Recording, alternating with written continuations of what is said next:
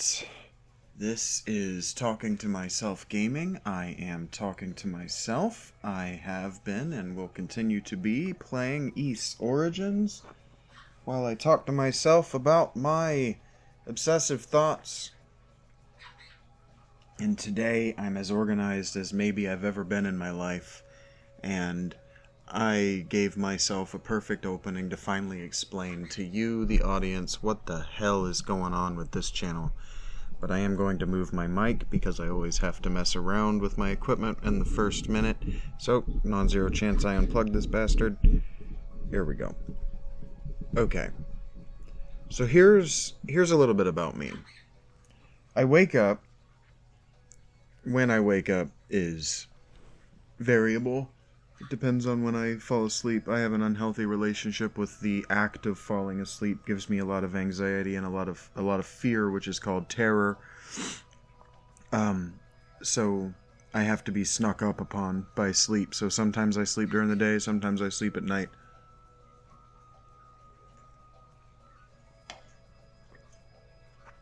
And I wake up and I spend the first several hours of my day scrolling through the news as it's available to me. So on my phone, if you open the Google app and you just are at Google, it will give you news or interesting things from around the internet that are based on your Google searches.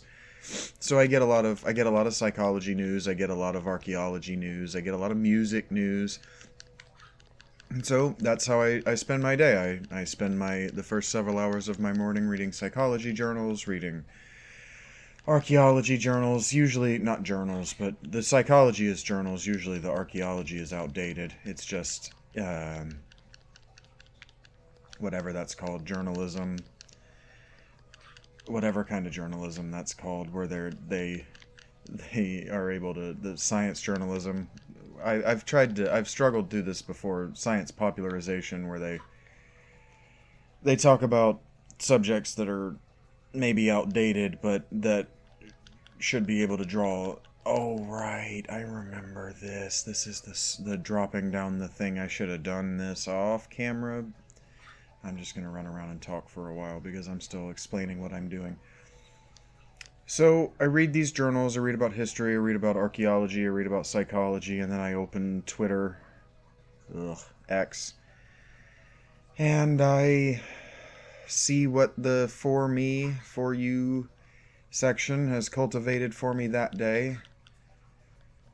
And then that usually stresses me out and gets me upset.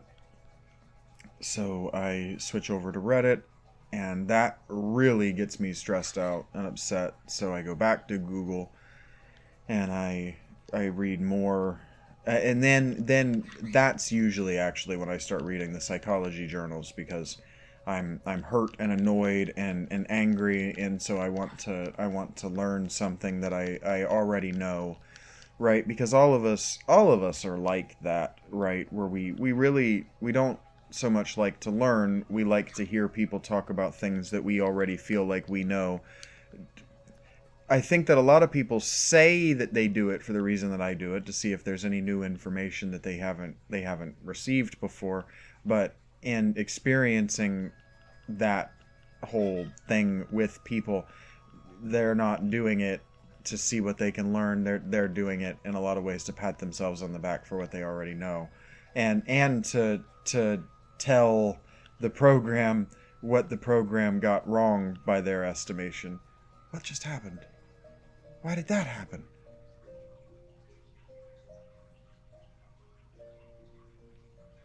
This game has me so confused. Why can I suddenly not swim? I thought I had the item that let me swim. Why is it not equipped? That's weird. How do I use this? Strange. Okay, that was strange. I guess when you load a save, it doesn't leave your equipment the same. And so I'm actually recording. I've been awake for, my day is already 14 hours long as I'm recording this. That's why I call it Obsessive Thoughts. Because what I'm going to record for you is actually a commentary on the article that I read, the psychology article that I read, I can't hurt these. I don't know what the game wants me doing. Because I can't get to the bottom. I can't go in there. I can't hurt those things. This is gonna make me drown. Like, I can't go to the top of that. I'm not gonna make it to the bottom down in the other room. And how do I can't sink faster. This is a wild dungeon. Strange. Ah, shit. And you can see how my obsessive thoughts kind of go, and how I do difficult things to challenge myself in a way that won't allow me to think about my thoughts. And so I read this article this morning because in my mind, since Sea of Stars has low-key been the 5 stages of grief have been in my mind, because you go to a bar that's the first stage of grief in that game, and I asked, is this a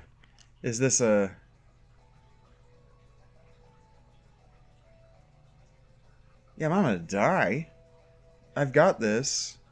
That's great. But I'm dead. I don't get out, and I can't heal.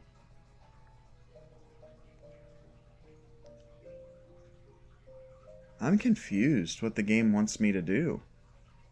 Because obviously I need that to hurt those turtles, one would think. Because I do 0 damage to them. In the water. I don't know what the game wants me to do right here. And so that's going to break up my flow in a big way. I might not be able to play East. I might have to go back. I've been playing Final Fantasy World Maxima again on the Switch, because the Switch is the console that I have. Oh, it didn't put that item on me. Oh my goodness. Oh my goodness gracious. Oh my goodness gracious. Oh my goodness gracious.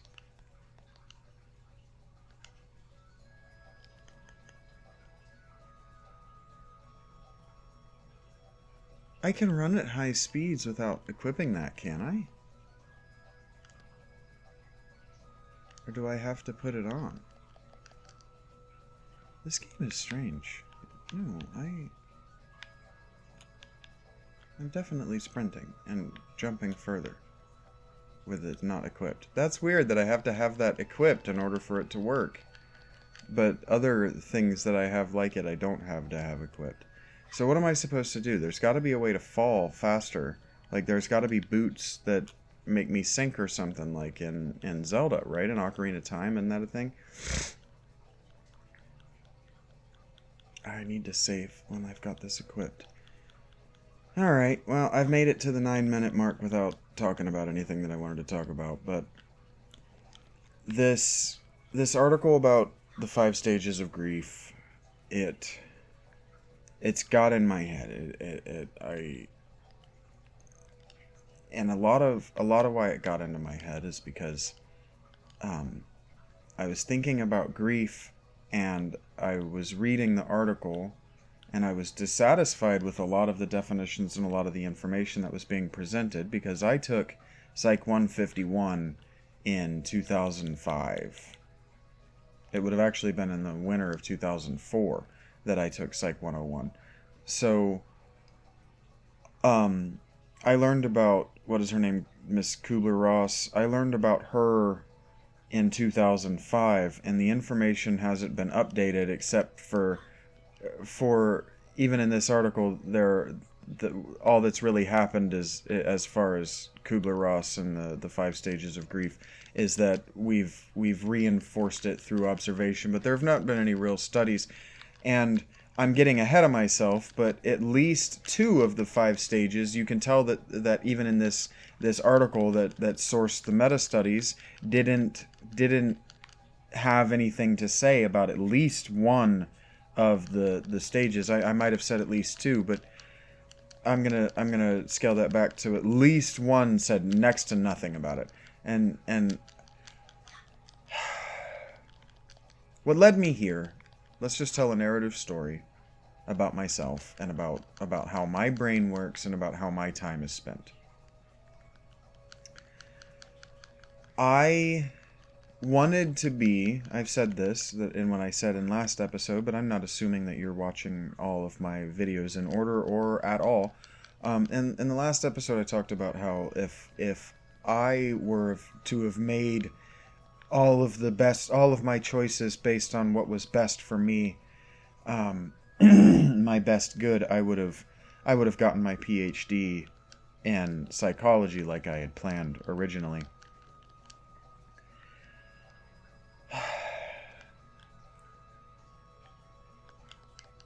And a lot of why I didn't is I let myself believe that everything that I was interested in was already being studied at a high level and the field didn't need me.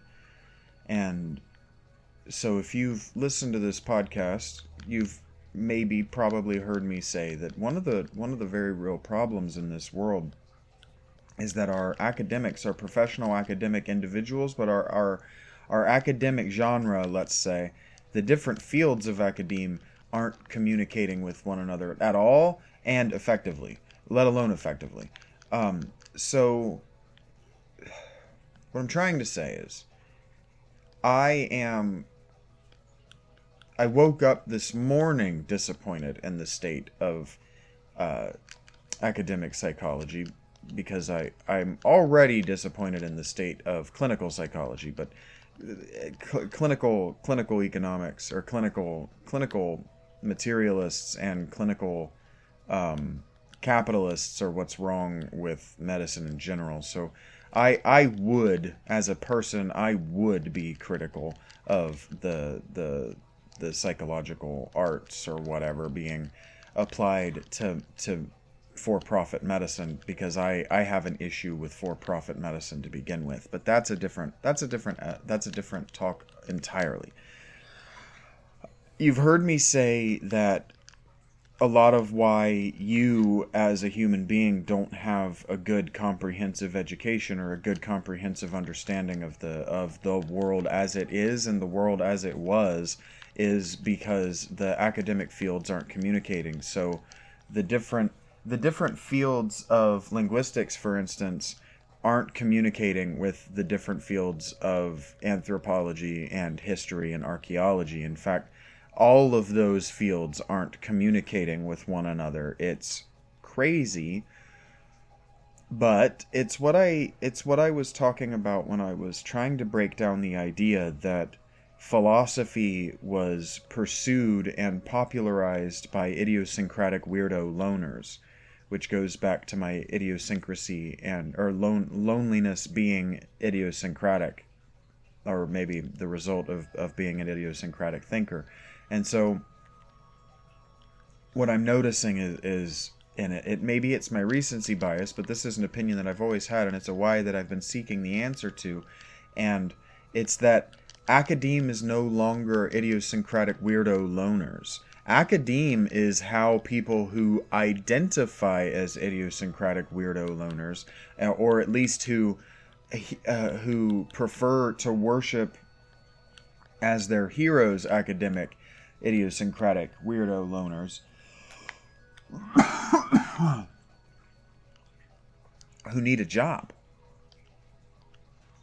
So instead of now, again, academic idiosyncratic weirdo loners like Albert Einstein doing their idiosyncratic weirdo loner thinking by themselves in jobs like patent offices, and then making money because they came to their conclusions independently and then were able to publish them because they were so right. Now what you do is you get a job and you work for someone who's already published and isn't right, frankly, doesn't know dick about squat is one way of saying it. You work for them for pay and often as an intern, but you work for them and then you work for the university and you shill out for research grants. And so what I'm trying to articulate is that the state of academic psychology, God, the stress is closing up my throat to say this, and I'm manifesting like a sore throat all of a sudden. The state of academic psychology is a mess. Not only is it a mess, it's abhorrent. It's bad. Even that article on loneliness that I read to you 2 or 3 podcasts ago only had 4 citations. That's not entirely true, but I mean the dearth, the paucity of studies on the subject of loneliness are disappointing when you're talking about Jung and Freud were all but kicked out of the academic community for trying to investigate neuroticism, and neuroticism is just the act of being and thinking different. And so having that thought in the past has led me to the conclusion, and it's led me to understand what depression is through knowing what neuroticism is. I mean, oh my God, I'm so close to actually surviving this, but I'm not gonna. I didn't make it again. It's just not enough. Damn, so close. I don't think that's how it's done. I gotta figure out how to open that door. I could probably do it if I weren't talking, but this one's I'm gonna have to concentrate on. I might not be able to play East tonight. That's unfortunate. I was really enjoying playing this game. Well, I'm not giving up on this. Anyway, I'm trying not to talk about what I was researching last night because it's embarrassing, and but it also is what makes me me. And so if I'm going to make this about me, and if I'm going to make this about talking to myself, what I can't do is be ashamed of what I think to myself. I have to get used to the idea that if you don't like the things that I think to myself, you're just not paying attention, which means that you're not giving me due respect, which means that I can treat you in kind and actually have the ethical and moral high ground. You won't be able to occupy it, even if what I say is wrong and hurts your feelings, by not trying to understand me, by not giving me the benefit of the doubt to be that I have given myself the right to be wrong. You are actually violating my civil rights. So in that way, neo-Nazis are, so long as they reserve the right to be wrong, they are allowed to throw their signs, and they are allowed to say what they're allowed to say, so long as they reserve the right to be wrong. And I wrote that down, or I should have written that down, because I was thinking about it today, because I tried to listen to this great lectures course again, because I thought that maybe listening to some more of it will help me reconcile some of what I'm going through. Here, maybe let's. And he said a phrase that I should have written down, and I almost had it, but persuasion, coercion, and force are the 3 ways that you have of changing somebody's mind. I'd never heard that before. I'm sure that other people have heard that before, because I've listened to Jordan Peterson talk about coercion and force with feminists.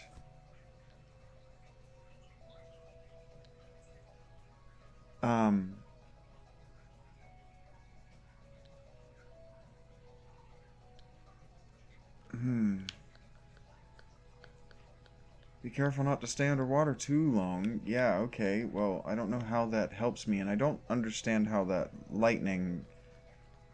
Do I just have to do it so much faster? And so anyway, I'd never heard of the idea of changing somebody's mind. You have three choices. You have persuasion, compulsion, and force. And so that goes to what I was talking about with why people hate the Jews, and why I don't hate the Jews, by why other people hate the Jews. And it's because it's because the Jewish people of antiquity, they're not so interested in proselytization and changing your mind now. And oh my God, I forgot to save again. Fuck! I thought I saved. Dick. Does it just No, I am wearing it. This game's gonna make me mad, and it's gonna make me rage quit it over this.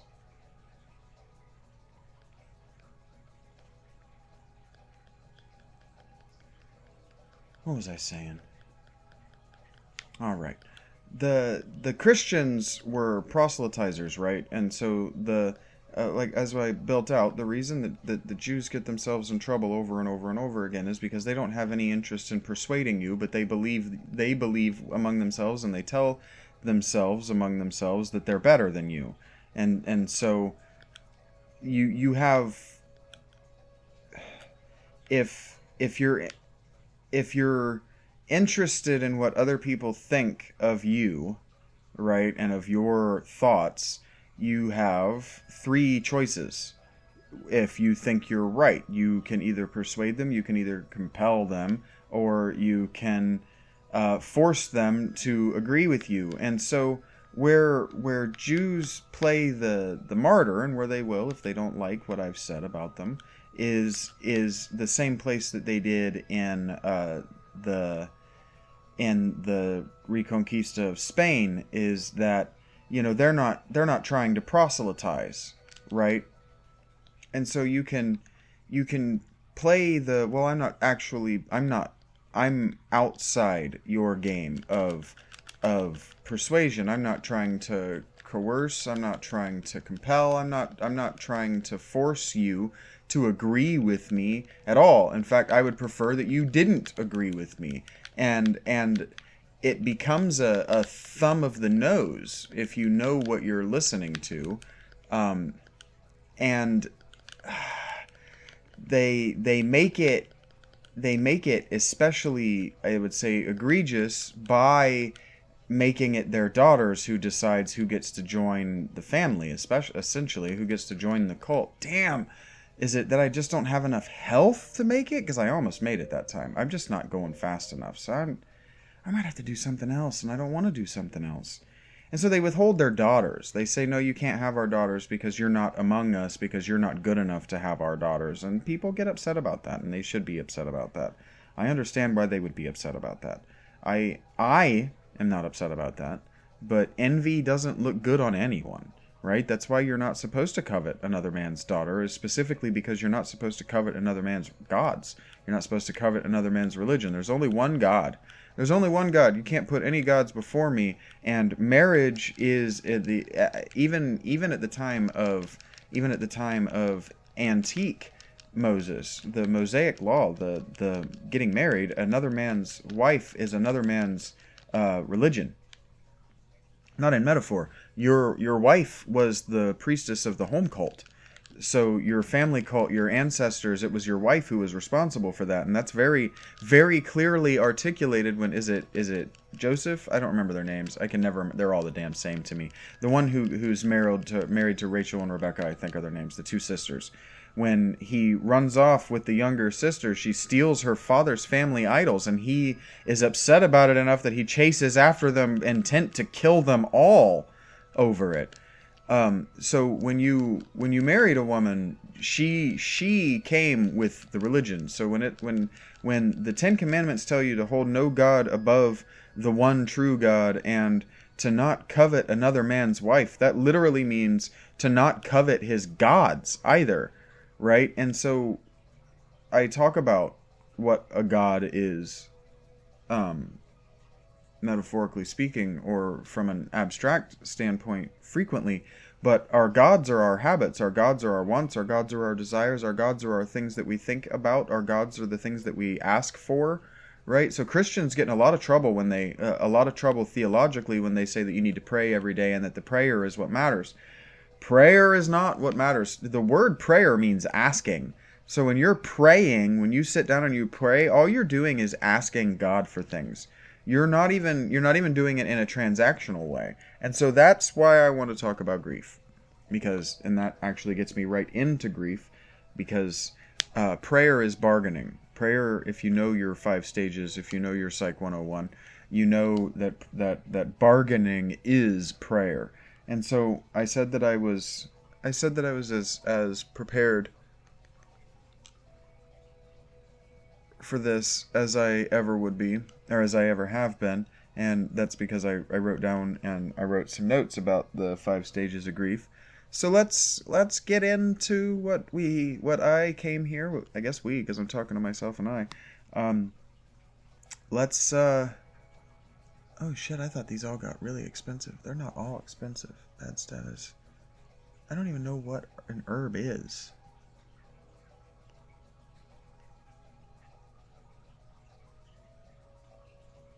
Huh.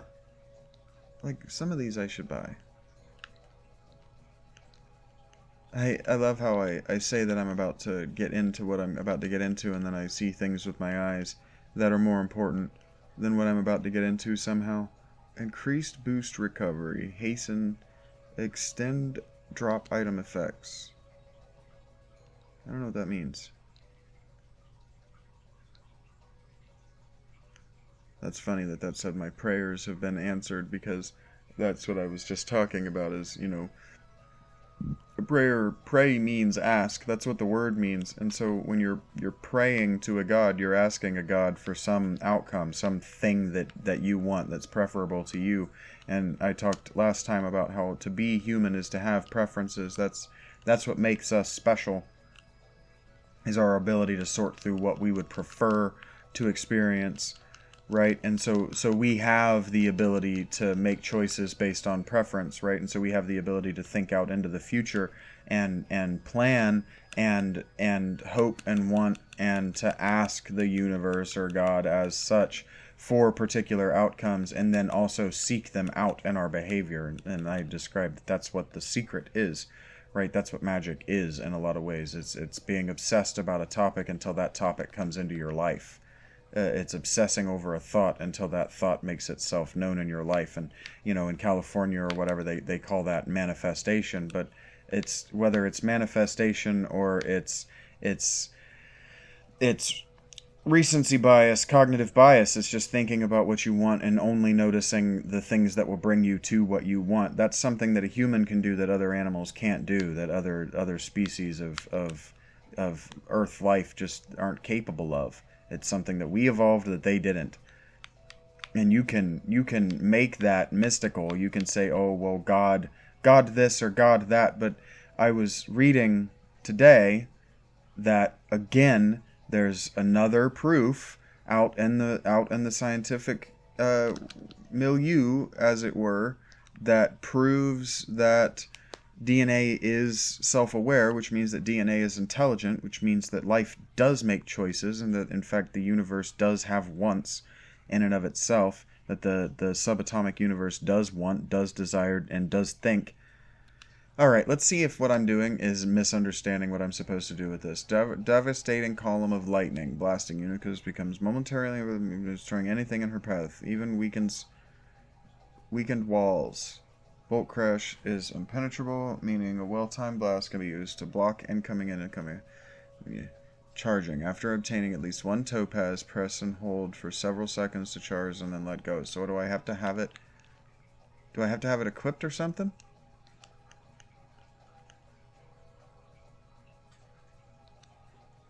No. Don't want to do that. It said, hold this.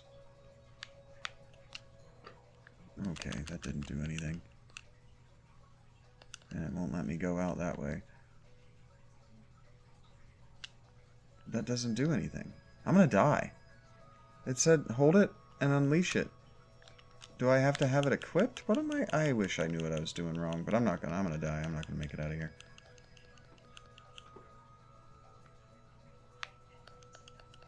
That's lame. I wish I understood what I was doing wrong. Because this isn't an interesting hazard if the water's not here. So maybe what I need to do is go in micro trips.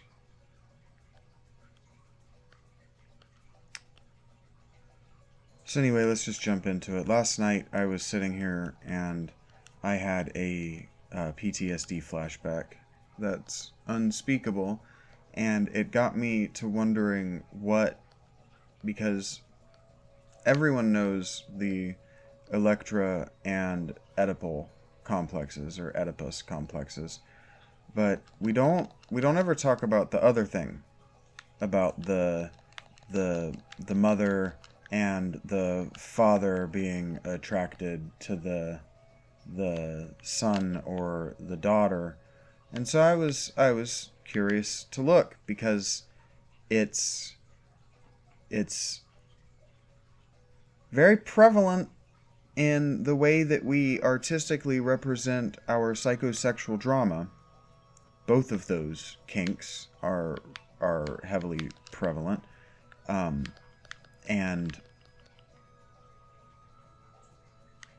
among both age groups. I'm trying to think of how to say this without saying too much. And so that is concerning in a certain kind of way. And so I was wondering what the psychological journal had to say. There we go. I bet those make me sync faster. Let's get the fuck out of here and see. I wanted to see what the psychological journal had to say about mother and son. And what I found is that the most recent paper published on the subject only had 3 citations, and I actually found those 3 papers. Actually, it only had 4 citations, and I found 3 of those before I found the 3 that were published before this one, before I found the one that I thumbed through, and the first and fourth, and that first and last to mention of the citations that was listed was fucking Joseph Campbell.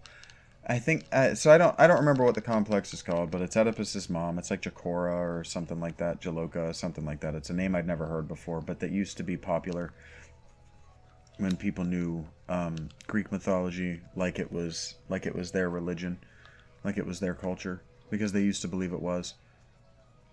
Designed to aid in swimming. Look at me go. And I bet I can even upgrade them before I go down there.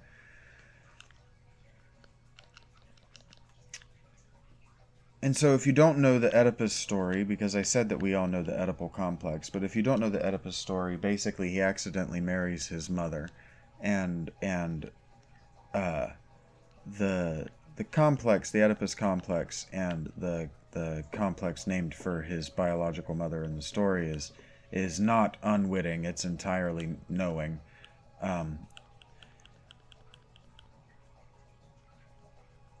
And it wasn't so much... I don't know. It bothered me that there have only been 4 studies on this topic. And the question that immediately popped into my mind is, has feminism's refusal to look at women and women's behavior critically, that is, have women's refusal to observe themselves critically, has that made it impossible for us to study women in a meaningful way? Because, I think feminism has you, if you're a feminist, or if you subscribe to a feminist worldview, or you think that feminism is something that should be considered a worthwhile intellectual pursuit, have they made it? Have they really, by being so uncritical, so unwilling to accept blame, or so unwilling to consider that maybe women are wrong too, so unwilling to reserve for themselves the right to be wrong, have women made it impossible for themselves to study themselves? Because what used to be the case, and what was true is true, is that you can largely throw out studies done about women before the 1950s. Now, or not before the 1950s, from the 1950s up until the 1950s, and up until and through the 1950s. But that might not be true. The reason that might have held true for so long might have something to do with the fact that they, in the 1950s and before, so men like Freud and the psychological establishment that was just beating women off with wooden dildos to get them to stop being what they called hysterical, maybe they weren't wrong. Because, like, if you look at the way that women portray themselves, even in the dating market on social media, where they're like just giving an awkward glance is enough to tell him that I'm available to him for sex, that's a CPTSD response. That's a trauma response to sex. That is not what feminists say about their relationship, their sex-positive relationship, where they understand themselves and they understand their sex. Because if that were true, they would exhibit much more behavior, much more like the women that they revile, women like Eleanor of Aquitaine, and they would choose their partners. Like, I don't know if you've ever been on Bumble, but women, when they get to choose their partners, they know choice. They make no choice, because women want to be chosen, because women are attracted to choice and attracted to choosers, because women are women and women get choice anxiety. We've been over this. Women are attracted to men because men have brains that are capable of making choices very quickly and not having to think about it too much. Whereas it's not that women are incapable of that. It's that women are less capable of that. Women are much better at being able to holistically analyze a situation and make their decisions after someone has made a suggestion to them on their decisions. I've been over this before, but I don't mind explaining this over and over and over again, because again, if you're respecting me, you won't mind hearing this, and you'll understand that this might be someone else's first time.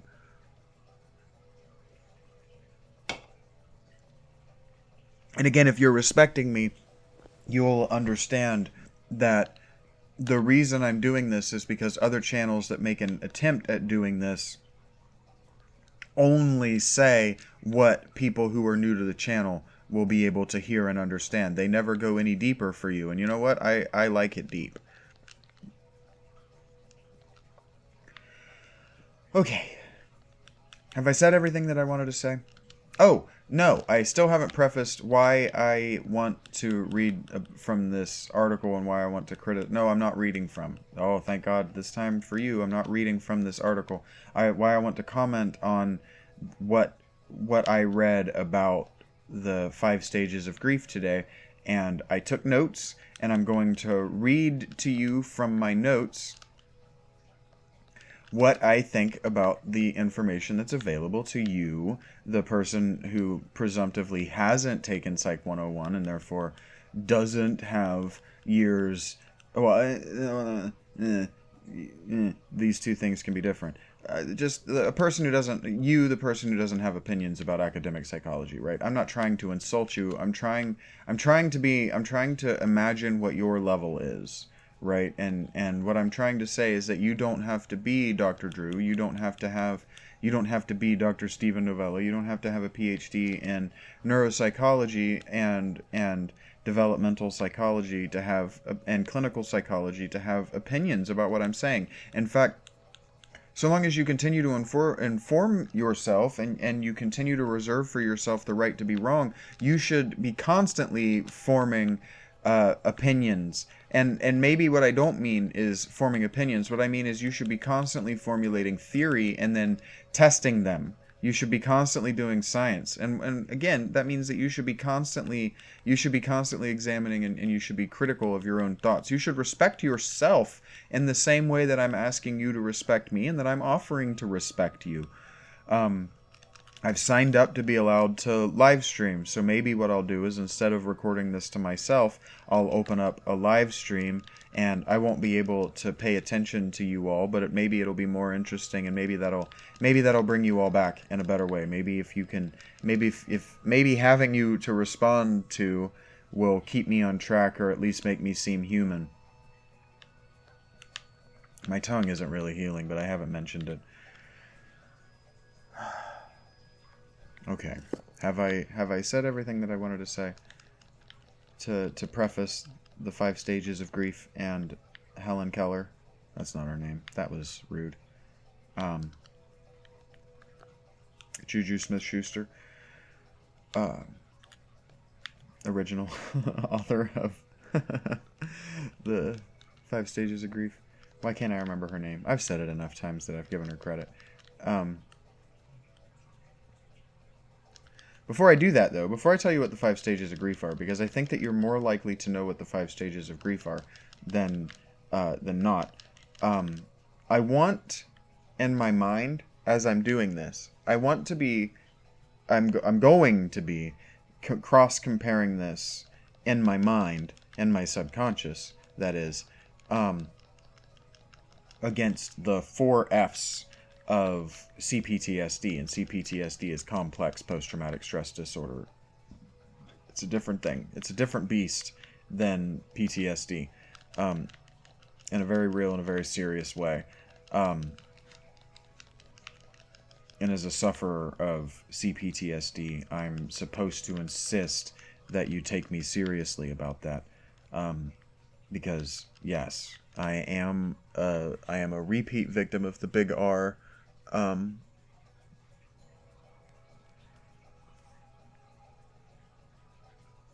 yeah, I'm a repeat victim of violent and emotional child abuse, and I'm allowed to talk about it. I'm allowed to talk about it. In fact, you all, if you were to come across me in passing, would tell me that I'm supposed to talk about it. I have said that I'm supposed to talk about it. So I'm talking about it. I am a sufferer from complex complex post-traumatic stress disorder, and I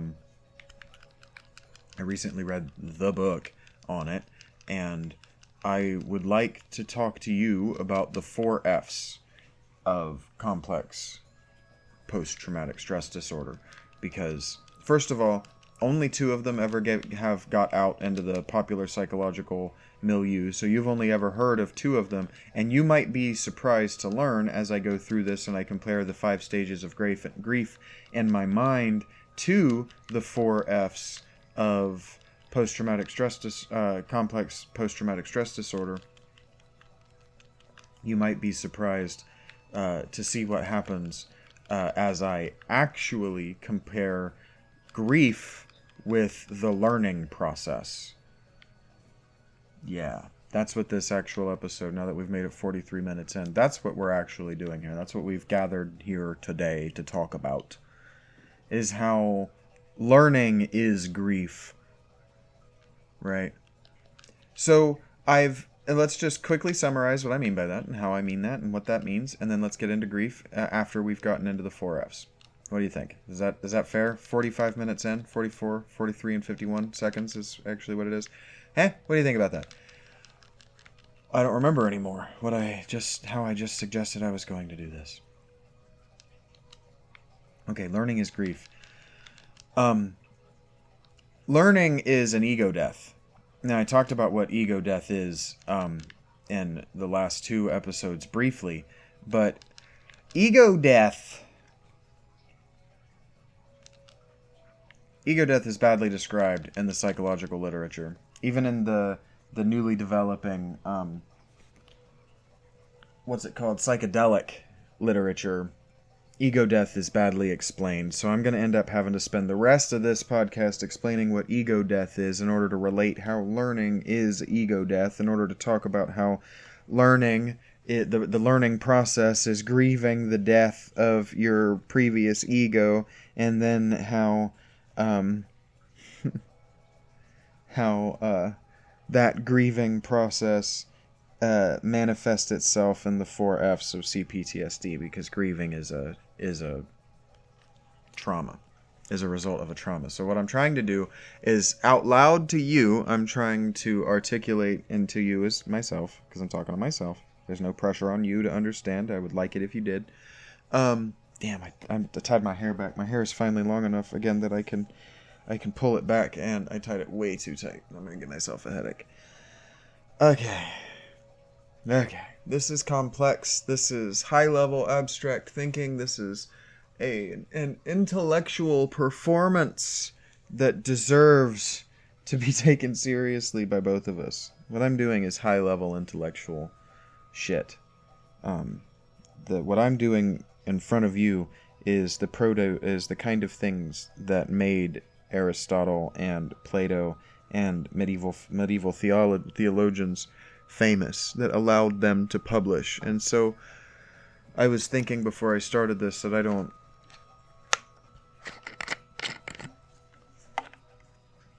that I do see a future where I run out of things to say at the rate that I'm speaking. I'm doing this once a day at this point. I do see a future where I've run out of things to say, but I also see a future where a publisher is like, wow, you sure did have a lot to say. You want to put that in a book and sell it? To which I will say no, and then do it anyway, for more money than they initially wanted to offer me, so that I can open a business and employ people. Get this economy back on track instead of talking so much shit. My area needs manufacturing, so if I can make some real money at this, if I can make real money, we're talking generational, life-changing wealth from talking to myself like this. Maybe I can bring manufacturing. Maybe I can bring microchip manufacturing to Southern Ohio.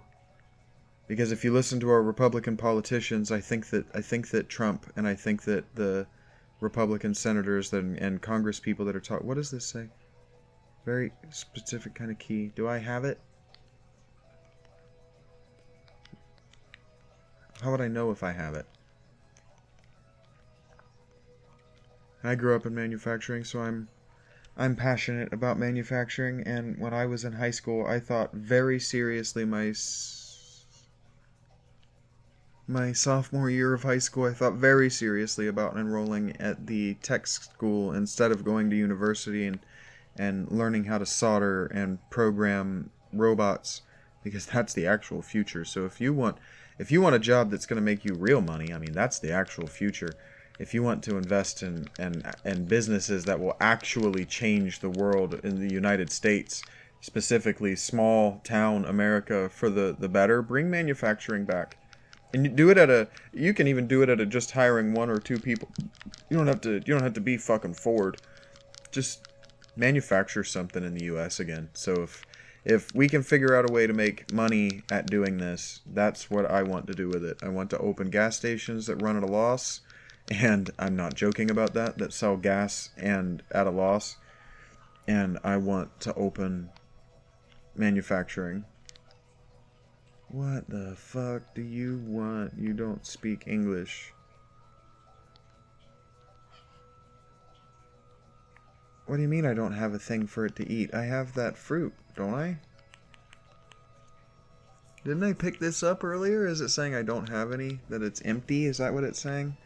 Is that what that means? That would make sense. Okay. So I just told you the order that I want to do this in, and because I'm me, I'm gonna wonder whether what order I actually want to do this in, and then because I'm extremely disorganized. That's who I am. I'm actually not, once I actually start a project that I care about. And it's not that I don't care about this, it's that I'm trying to do different things than what I usually do. And I got talking about manufacturing and about making money at this, and that that fills me with stress, because I need to make money at this, because we all need to do something that contributes to the economy, and we all need to generate money, but I don't want you to be a consumer of my material, but I also don't want to performatively lie on a bed of nails for you for donations, because I didn't say it, but I was kind of thinking about how, well, I did say that the Viking worldview is that performatively suffering so that people will give you food, and doing it in a false way is for pussies. I did say that, and I say a lot of things, and I don't specifically say my opinions, so I leave you to parse out what my opinions are, because I don't have strong opinions. I mean, I do. Of course I do. That's not true. It's that I don't have knowledge. If I have an opinion, it's changing, so I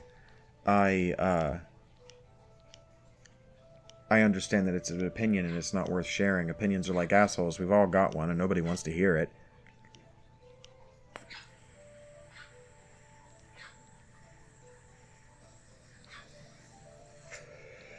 That's why I'm concerned with performing philosophy or being a Philaletheia. And I still haven't told you, I've been meaning to tell you that Philaletheia is what the original Christians called themselves. Seekers after truth is what the original Christians called themselves.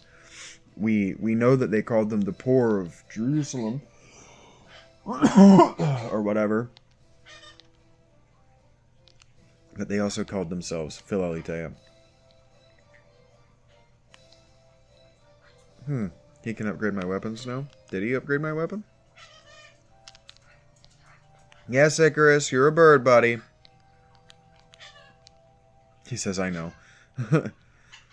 Yes. Yeah, that was very funny. The bird is very funny. I don't know if you can hear him. He's talking my ear off right now.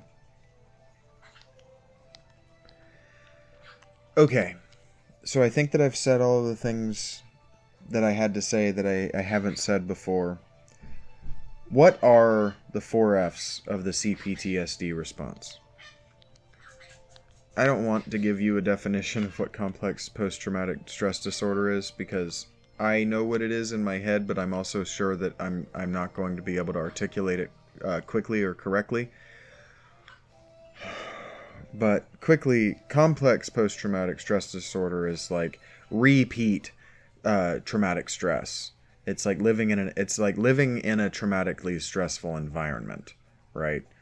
For years and years and years. It's where complex post-traumatic stress disorder is where you've actually picked up your personality from the PTSD, where you're not like triggered by like maybe a bad thing that happened to you, and so long as you're like not thinking about your ex-boyfriend having broken up with you, or your grandma being dead, or whatever the trigger is, so long as you're not thinking about the trigger, you're not having a traumatic stress response, or at least a post-traumatic stress response.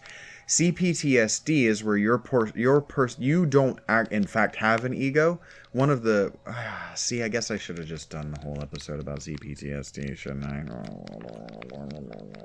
I don't want to talk about my CPTSD.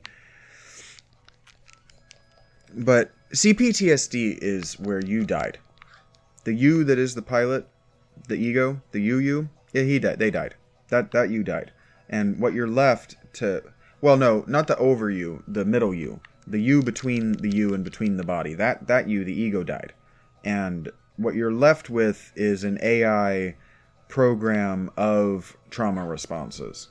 And what that means is you are always in survival mode.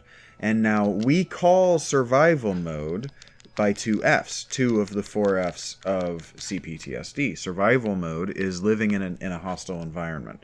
And so trauma, in a lot of ways, is a good sequel to what I've been talking about, because I've been trying to talk about evil, and evil, in a lot of ways, is the broad definition of trauma, and trauma is the broad definition of evil. And so in that way, they're broadly synonymous, because trauma is anything that's evil to you, and evil is anything that's traumatic to you. And really what those both mean is anything that's bad to you. And there's varying degrees of bad, and there's varying degrees of evil, and there's varying degrees of traumatic, right? I mean, it can be, we can have a trauma response to not getting our favorite ice cream when we go to the ice cream store, because we can have never had anything bad happen to us. Trauma is relative. It really is. So like the relativistic worldview really works when it comes to trauma. It really does, but it doesn't break down at violence at the point of trauma. And it leads one to think trauma, where you can really be relativistic with trauma, really leads one to believe that you can be relativistic with evil and with I kept saying, and violence, right? But trauma isn't always violence, and violence isn't always traumatic. I mean, it is, but it isn't always. I said maybe it always is. I don't know. Maybe violence isn't. Maybe it is. I don't know that that's what I want to say. So anyway, when you live in the state of nature, right? So when you live in a hostile environment, an environment that's hostile to you too, we call that living in survival mode, is how pop psychologists recently talk about it. But they only talk about the two of the F's of CPTSD. So survival mode, they talk about fight or flight. But fight and flight are wrong. They're not adequate to describe living in the state of nature, because those aren't the only two things that you can do when you're a prey animal. When you're about to die, fight and flight aren't the only two responses that you can have. The other two CPTSD responses are also F words. They're fawn and freeze. So you can fight, flight, fawn, or freeze. And if you really, you don't even have to think about it for very long, but if you think about it, it makes sense. Fawning is the Stockholm Syndrome response. Fawning is where you live in and is being a rabbit that lives with a wolf and cuddles up to and does whatever the wolf wants the rabbit to do that isn't allow the wolf to eat it. Fawning is, like a baby deer being completely helpless to the danger and hoping that the danger chooses not to harm you, to be evil to you. And then freezing is exactly what it is. I mean, we know that not every animal bolts. Some animals, maybe we don't know. A lot of people, maybe a lot of people are unaware that not every animal either fights back or runs away. Some animals choose to freeze, and when they're in danger, they'll go completely still, like they're not there. I mean, you've heard of playing dead, playing possum. I'm sure you have. Oh, damn it. Okay. Huh. Can I not backtrack from here? Not the way I was doing it. Damn it, that hurt. And so, again, I don't want to talk about CPTSD, but CPTSD tends to manifest. We tend to do all four. People with CPTSD tend to do all four behavior, all four Fs, but we tend to have a dominant and a minor, and then do the other two when the dominant and the minor aren't working. And I'm sure that dominant and minor aren't what they call it, but major and minor are how I think about it in my head. This is my major CPTSD response. This is my minor CPTSD response. And fuck, I forgot that I gotta put on that damn... This sucks.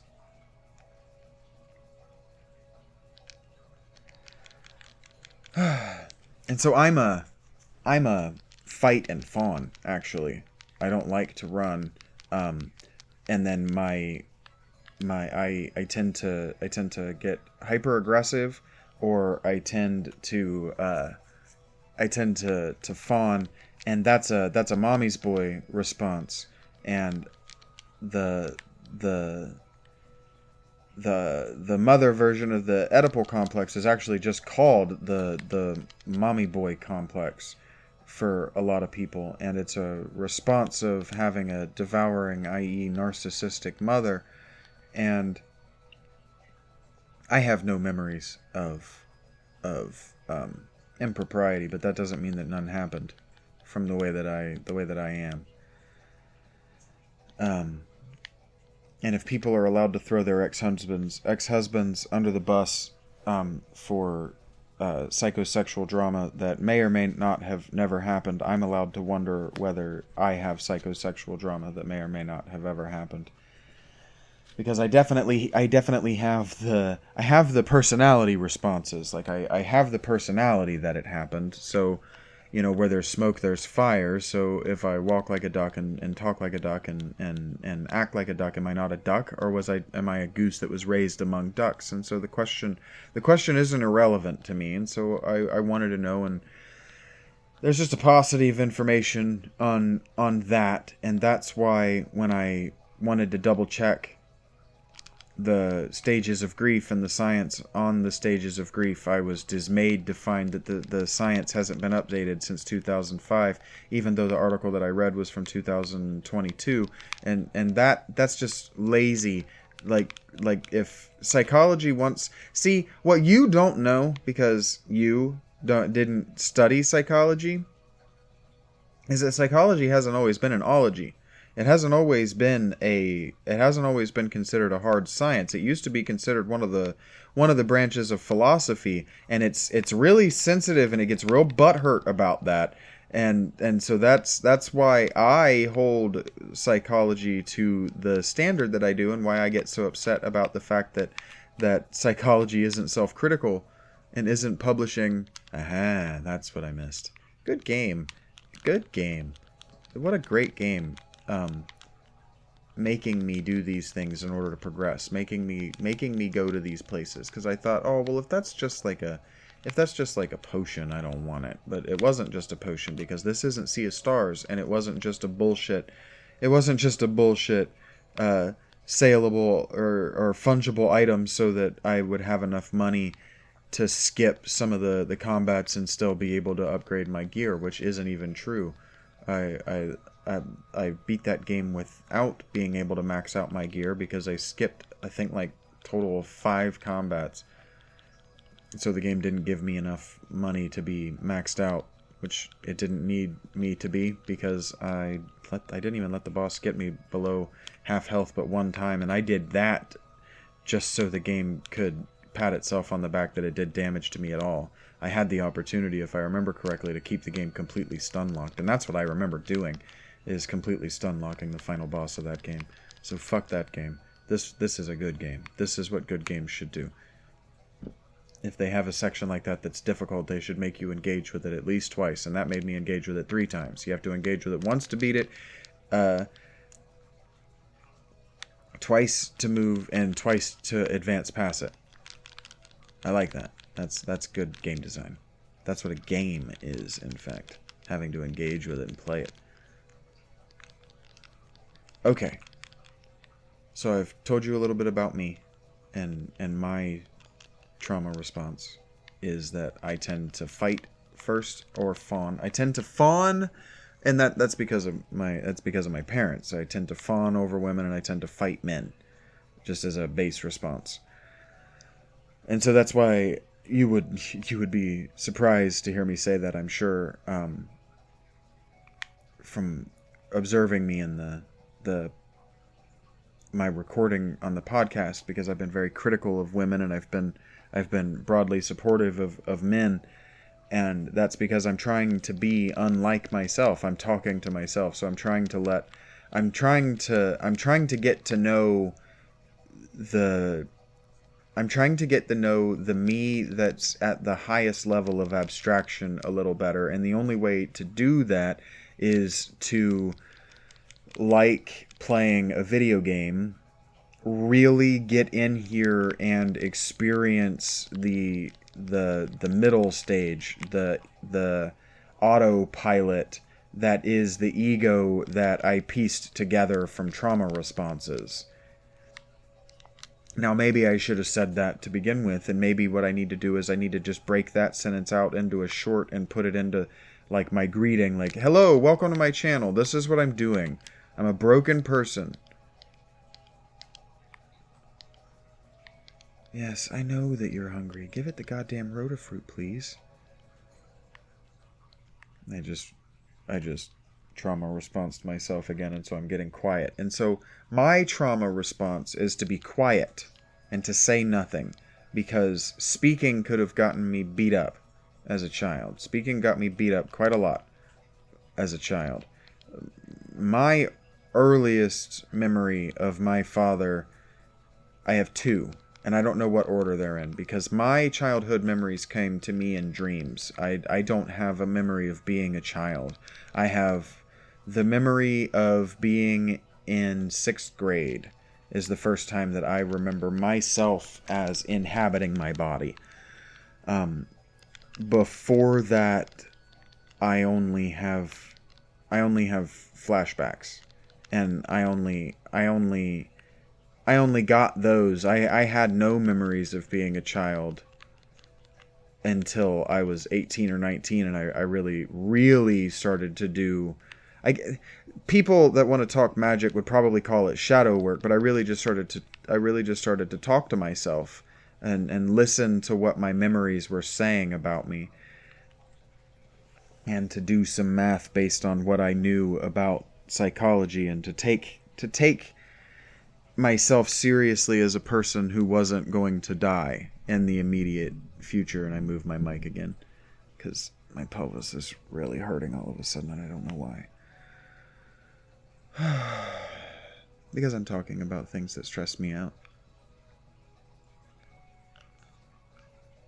So I'm having a self-harm kind of... Needs a particular key. Well, what did she do? What did giving that thing the rotifruit do? Who fucking cares that you leveled this up? I want to progress the game, please.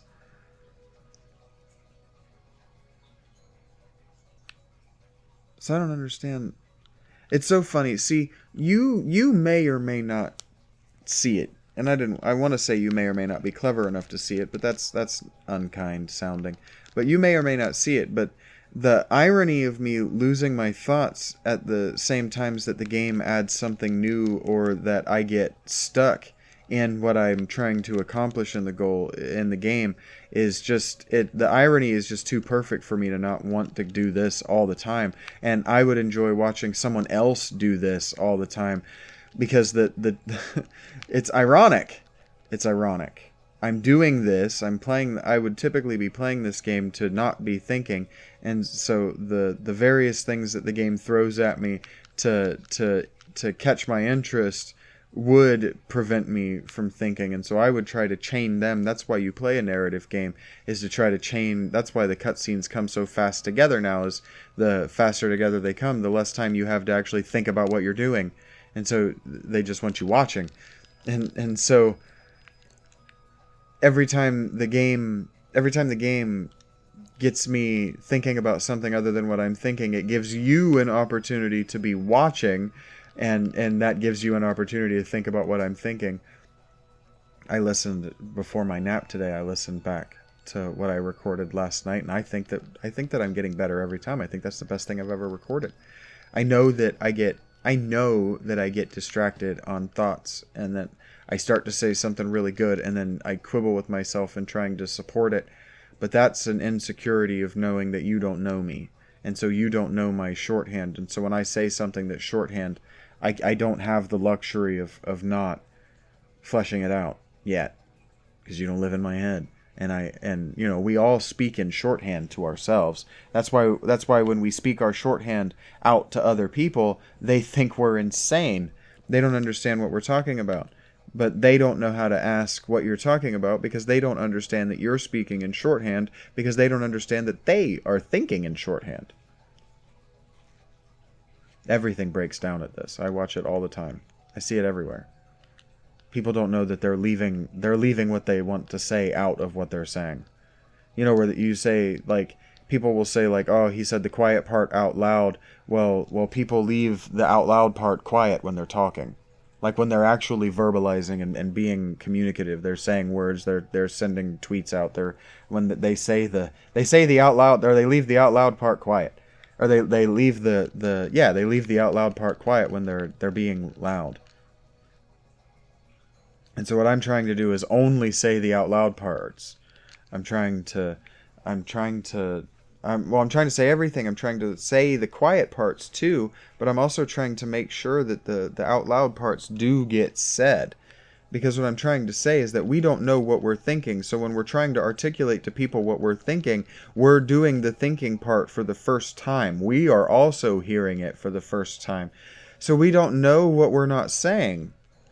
We don't know what we are saying because we don't know how we're being interpreted, because we've never heard ourselves say it before. So we only know our intention, which is why I said in the last episode that if you only know what you intend and you want intention to be a decision making calculus, you're going about it all wrong. You're just going to end up in hell.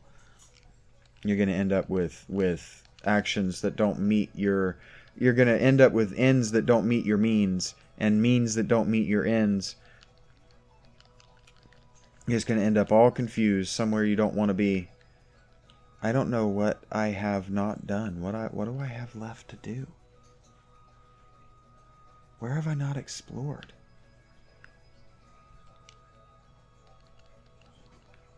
Because that way is the stare down. And all it did was make that lightning spell better. I don't know how that benefits me.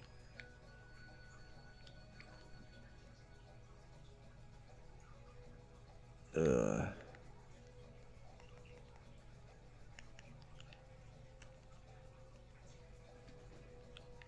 suddenly very warm in the room I'm in. And that's got me distracted and uncomfortable with being uncomfortable. That's probably why I'm actually in pain right now. I should ice. Okay.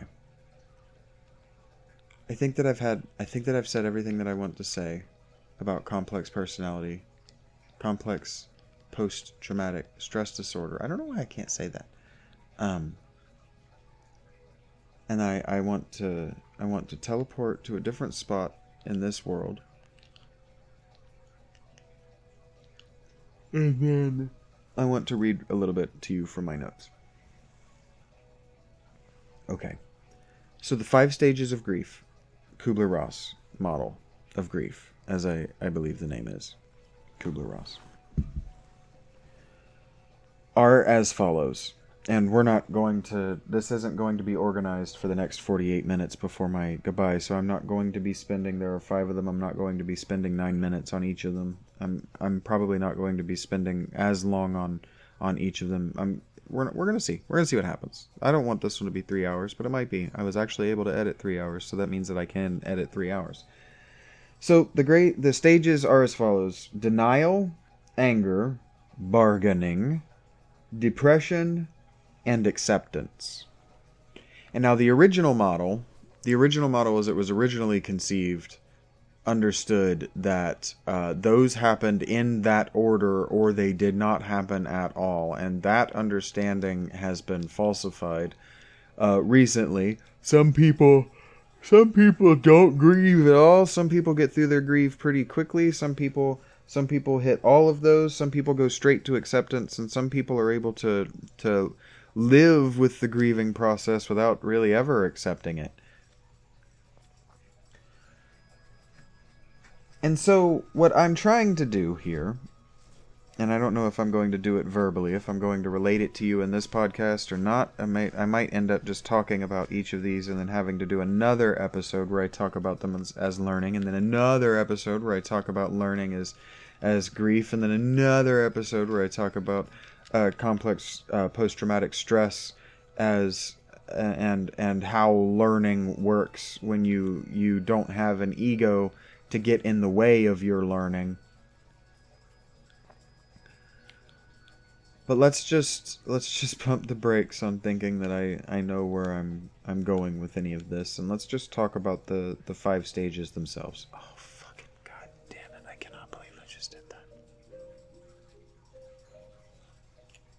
And let's just talk about the stages themselves. I don't know why that wasn't equipped. That's so annoying that you have to equip this every time I want to go into water.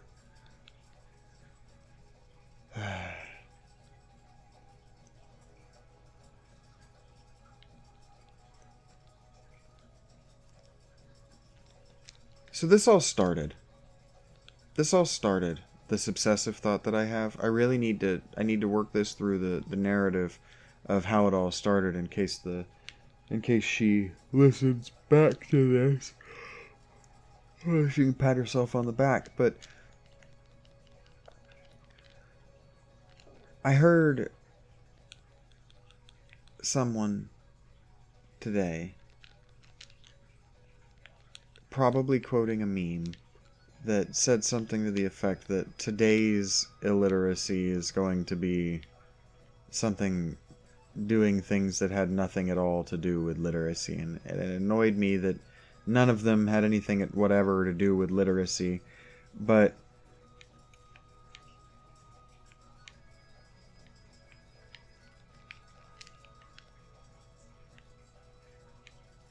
the definition was loosely a definition of learning.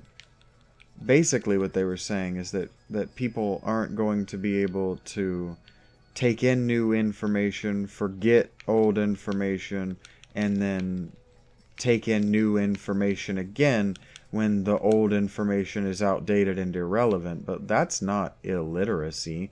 That's called not being able to do that, not being able to bring in new information and forget the old, not being able to evaluate old information.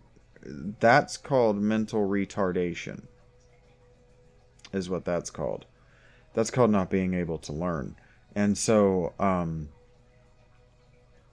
I haven't exactly been uncritical of, well, that looked cool. It didn't do anything, but it certainly looked cool. I'm certainly critical of people who aren't able to learn. And why I got annoyed with that meme being read to me is because there's a back patting that happens with that. But, like, that's the scientific process. And I guarantee the person that wrote that is clinging on to something that they don't want to be true. And so what that made me think isn't about mental retardation and how everyone is mentally retarded and that we pat ourselves on the back for being intelligent more than maybe we should, right? And that because to be an adult in a lot of ways is to be cognitively biased and to be unable to learn. Like, that's what cognitive bias is. Like, that's what Dunning-Kruger is. Like, if we're going to just talk about high-level psychology, like, once you get any amount of learning, once you have any amount of success in education, you become mentally retarded. I mean, that's what a college degree teaches you to be, is mentally retarded, is unable to continue to learn. It's to think that you know enough that you no longer have to learn anymore. Like, I've been over this. This is why high-level multinational corporation now have the people that they employ that make effectively generational wealth, not even generational wealth, but that are able to escape financial dependence. That's why they make them seek constant adult education, because once you think you've escaped the need to learn, and what I mean is once you think you've escaped an environment that's hostile to you, and what I mean by that is once you've escaped financial dependence, because the world is hostile to you until you're financially independent and food independent, right? You live in a world that's hostile to you, so you are living as a being whose ego is an algorithm of trauma responses until you have food and financial independence. And what I mean by that is that poverty is CPTSD. Okay? To be poor is slavery, and slavery is traumatic. Like, there's just no other way around it. And acting like there's a way around it is the response of, is denial, is what I'm trying to say. It is denial. That is the first response of grief. And so what I'm trying to say is that learning about your condition. What did I say in the first episode? I said that the only person who knows he's a slave is someone who's been told that he is a slave. Okay? And so until you have learned that you are a slave, you are in denial that you are a slave. So if you don't have financial independence, if you aren't independently wealthy, like you aren't able to quit your job and live on the interest that the money that you already have provides for you, you are a slave. You are a slave, and acting as though you are not a slave, as though you are financially independent, is a form of denial. And what that means is that you are grieving the falsehood of your worldview. It means that you're grieving not being rich, in fact. And what it means is that you are, in a way, you're in denial, and it means in a lot of ways that you're grieving that you will never be rich. Okay? And so what I'm trying to say is that what happens when you, the highest level version of yourself, encounters your ego, and your ego encounters the fact that it is separate from the body, but not the highest level of abstraction of the self, the ego dies. Okay? And now, when the ego dies, the ego doesn't die and decay. You don't bury it in the ground, and there's nothing there after. When the ego dies, a new ego is made. It's like Windows. Okay? When you realize that your worldview doesn't work and isn't representing the universe in a way that is beneficial to you anymore, that's what ego death is. You boot up, in essence, a new operating system. You don't go without an operating system. And if you live in an extended period of ego death, if you live in an extended period of time without an operating system, you die. The cognitive death follows shortly after. I mean, that's what catatonia is. Like, that's what it is to be catatonic, is to have an ego death, an ego death that has mistaken the ego for the self, if you understand what I'm trying to say. It's to experience an ego death and confuse the self with the ego. So you think that now that the ego is dead, that you have died inside the mortal shell. And so catatonia is waiting for mortal death, waiting for body death. But that's neurosis, is what I'm trying to say. That's being stupid. Okay? That's denial of the self, is what it is. Okay? And so for instance, millennial rejectionism. I forgot the word millennial, but I knew it was an M, so I just figured if I sang the letter M for a while, I'd get there. Millennial rejectionism is a trauma response. Okay? It's the death of our childhoods. Millennials are in a permanent state of infantilism, because the previous generation,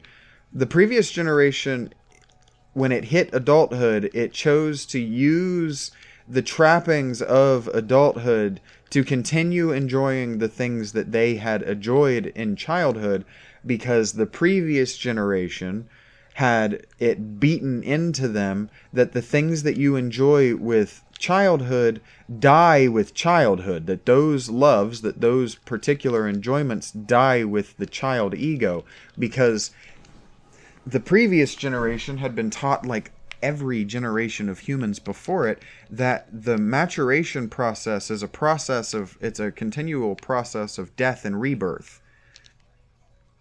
Okay, now the Christians ended that. Let's not act like Christianity and Islam didn't end that, but they did end that. That the death and rebirth of the pagan of the pagan life cycle, or let's say the non-linear historical life cycle, so circular history, that to exist in that worldview is to understand that you are a caterpillar, right?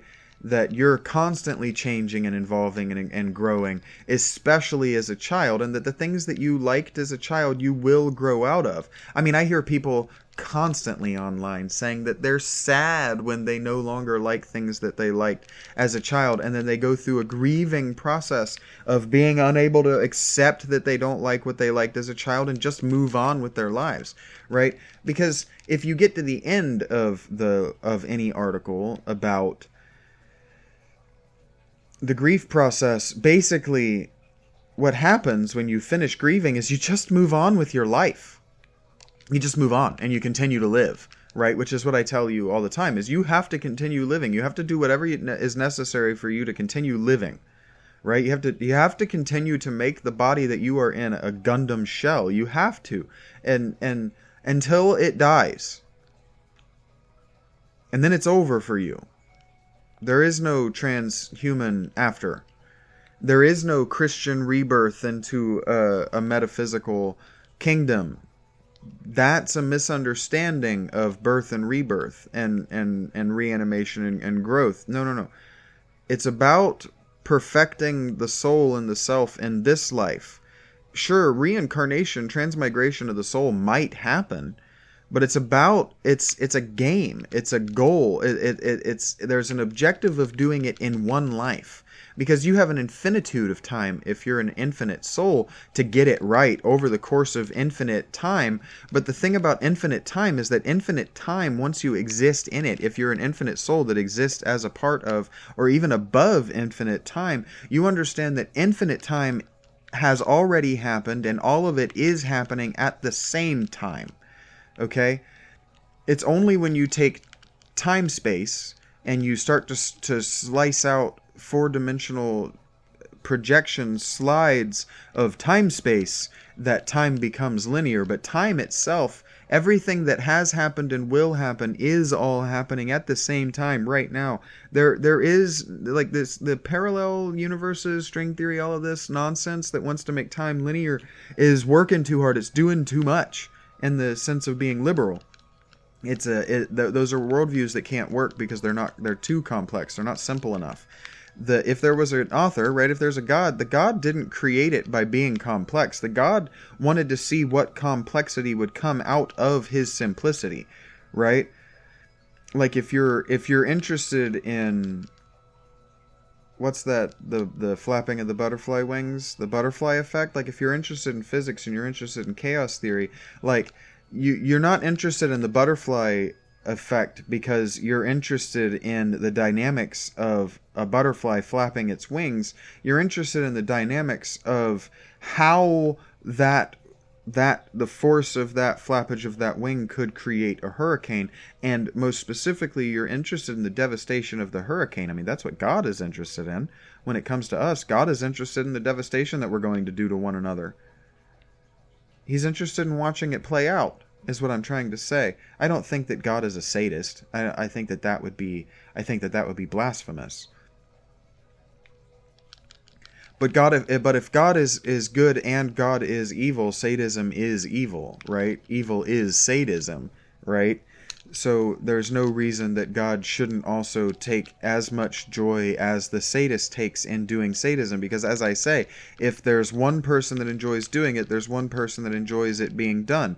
So even if it's abhorrent to you to think God enjoys being the serial killer as much as God enjoys being killed by the serial killer, God enjoys experience, right? And if you limit experience to only one thing, like the liberals and the socialists and the communists want to do, right? If you limit free speech to only one kind of speech, what you're doing is you're being God. You're trying to say, well, we're going to do the simplest thing because we don't like complexity. You're trying to reimagine who God is. You're confusing yourself with God again. And I'm an hour and a half in and I haven't even started talking about what I want to talk about, and that's fine. I know that I can edit 3 hours, and that I can consume, and that I can talk for 3 hours, and I also know that I can really not even get started by the 2-hour mark, so fuck it and fuck you. I'm going to talk for as long as I want. Talking to me anyway. So denial, everything is denial. I mean, the first law of being an adult, the first thing that I was taught about how to be an adult by an adult that wasn't in my family is deny. Deny everything. Deny everything. I don't know what I'm doing in this game. I don't know where I haven't been to get this emblem. Because, I mean, the monsters look cool as shit. I do like that. Yeah, of course, this is going to take me here. This is so strange. I guess if I read the things, and it's an older PSP game, and it's not Japanese. I'm pretty sure this is Chinese. So it's got different design sensibilities than a Japanese company would have.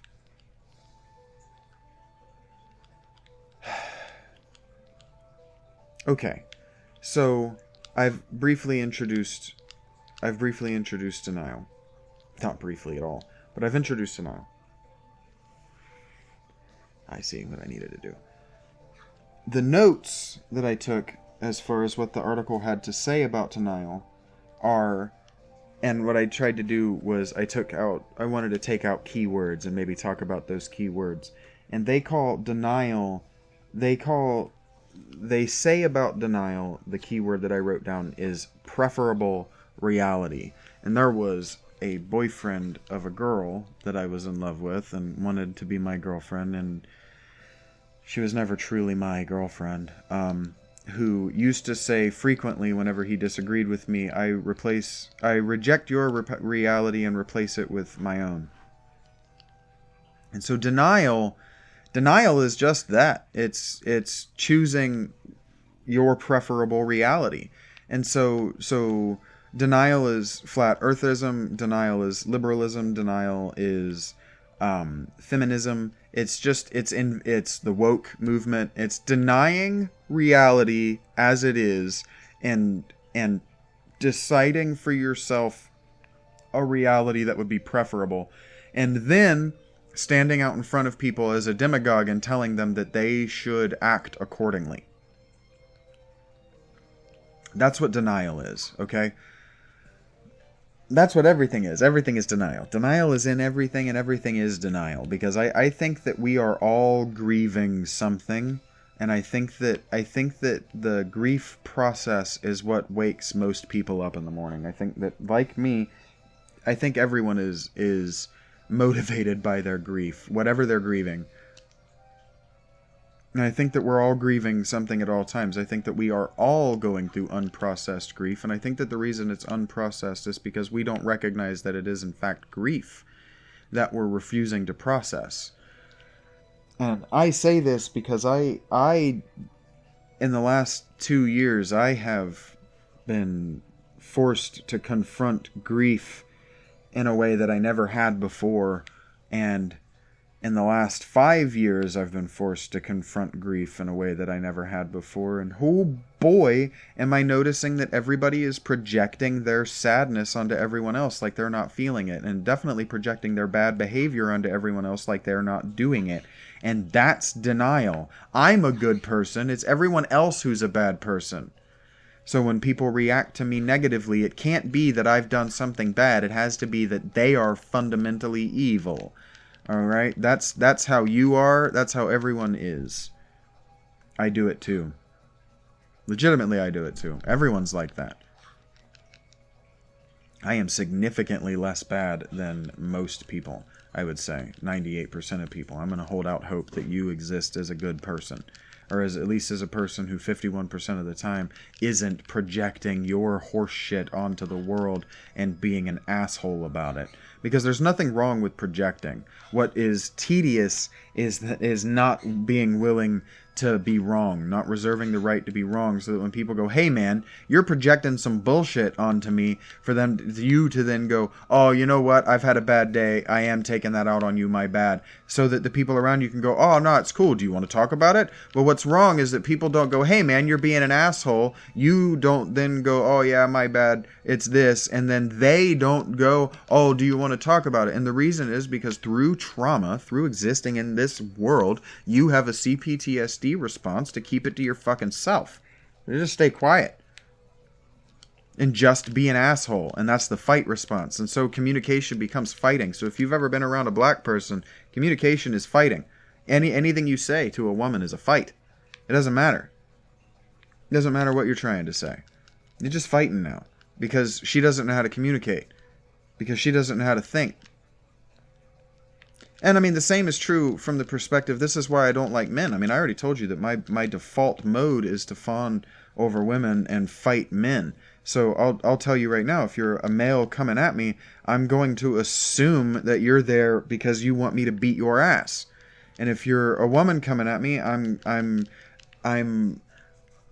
conditioned to 180 degree on anything that you disagree with. Which is why I'm experimenting with 180ing my default position, so that now I'm fighting women and trying to, at least, if not fawn over men, at least freeze. The second thing that I wrote down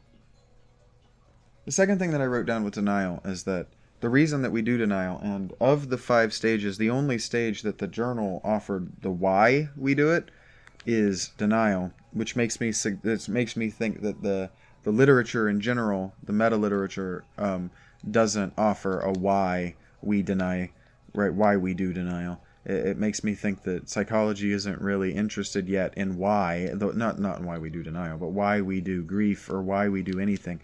Psychology doesn't seem, the psychologists in general, like the ordinary, the individual psychologist doesn't seem to have any interest in why. And I think that the reason that they don't have any interest in why is because answering the question of why is going to get them in trouble, because people don't want to hear their whys. So anyway, the only my face itches so bad. I am so stressed out. You don't understand.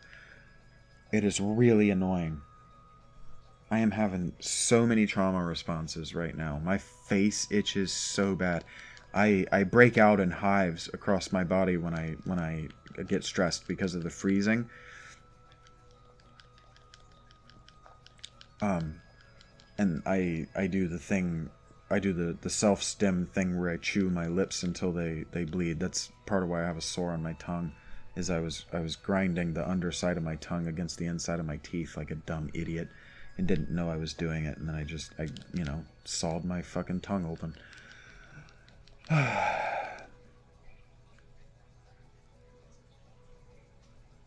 So anyway, the why that they offer for denial is that it helps you survive the initial shock of the loss. Or the grief, rather, not necessarily the loss. Because grief doesn't have to be over a death. Grief doesn't have to be over a death. But I guess it does. It makes more sense to me to say over the grief than it does over the loss. Because death becomes metaphorical if it's not biological. Do you understand what I mean? So if I'm not talking about an actual person, and by person I mean body, right? I mean living object. If we're not talking about the actual death of an actual person, we're not talking about death.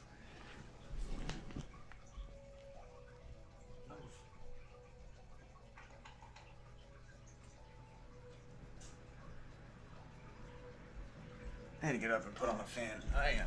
I am a swamp over here. It is gross. I didn't realize how wet I was. That's fucking gross. I'm gonna need to... Bleh. Okay, sorry, you didn't need to know that, or want to know that, for that matter. Death is an abstraction. It's a metaphor when you're not talking about biology. So when you're not talking about cellular death, right? You're not talking about we're being artistic in our language. If you remember what I was saying in episode 1, that a metaphor is artistic language, and so if you're if you're using artistic license in your language, you're not saying what you mean, right? You're saying something like what you mean. Something representative of what you mean, but not in fact what you mean. You're using artistic license. In fact, the whole reason it's called artistic license is because a license is broadly being allowed to do something. It's broadly speaking, what it means is to be confirmed to do it, right? And so there's no licensure for doing what I'm doing, right? For talking for 2 hours. Oh man, I really thought I was over the 2-hour moment. See, I got myself so stressed out.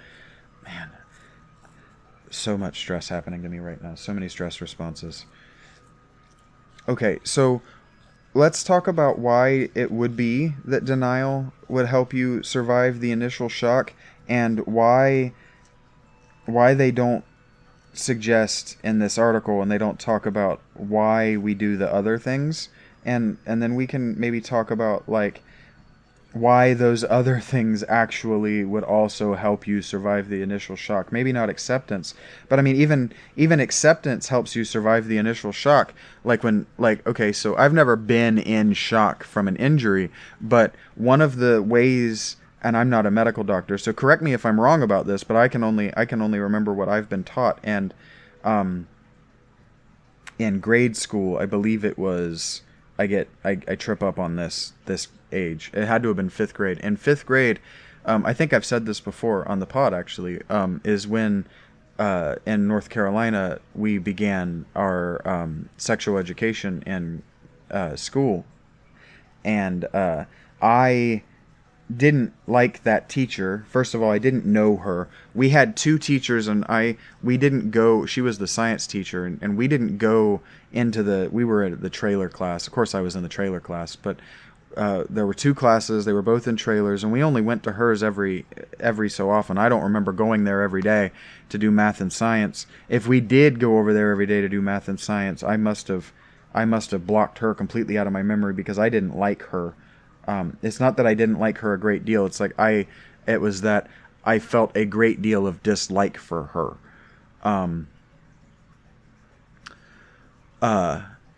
So I opted out of. Oh man, I forgot that I was playing this game because I'm so fucked up about what to do. I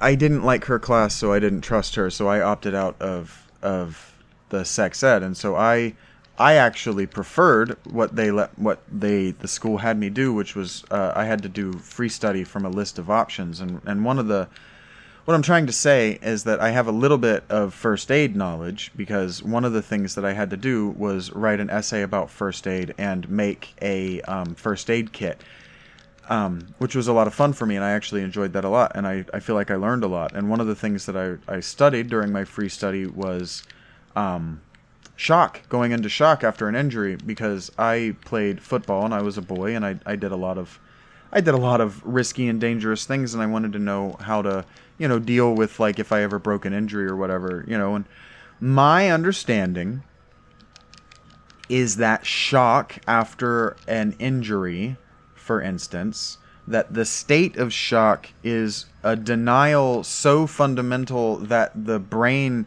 either reboots or just kills the body.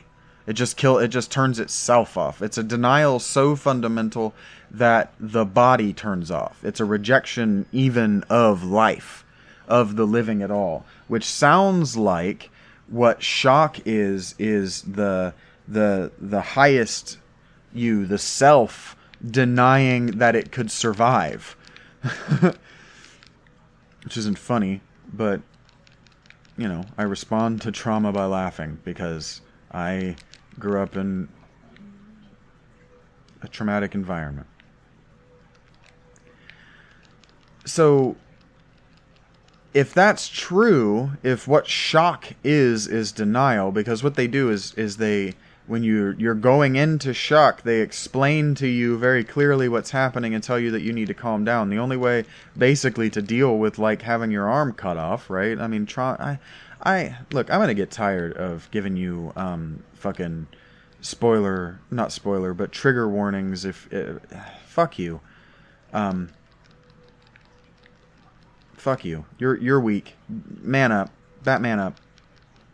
If things trigger you enough that you go into a collapsed fetal state over just hearing a hypothetical. Seriously, fuck you.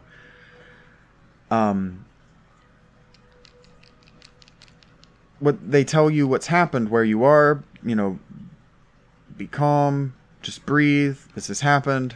Accept what's happened. That's how you deal with shock. So if shock is broadly denial, I think that the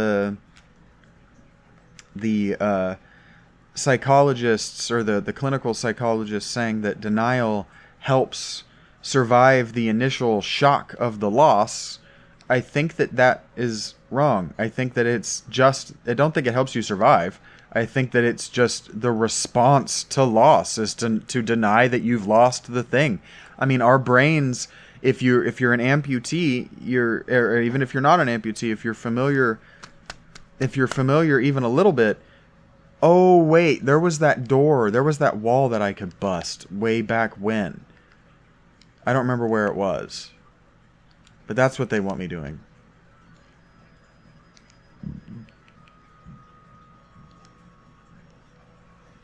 That just popped into my memory as I was talking, and now I can't remember what the fuck I was talking about.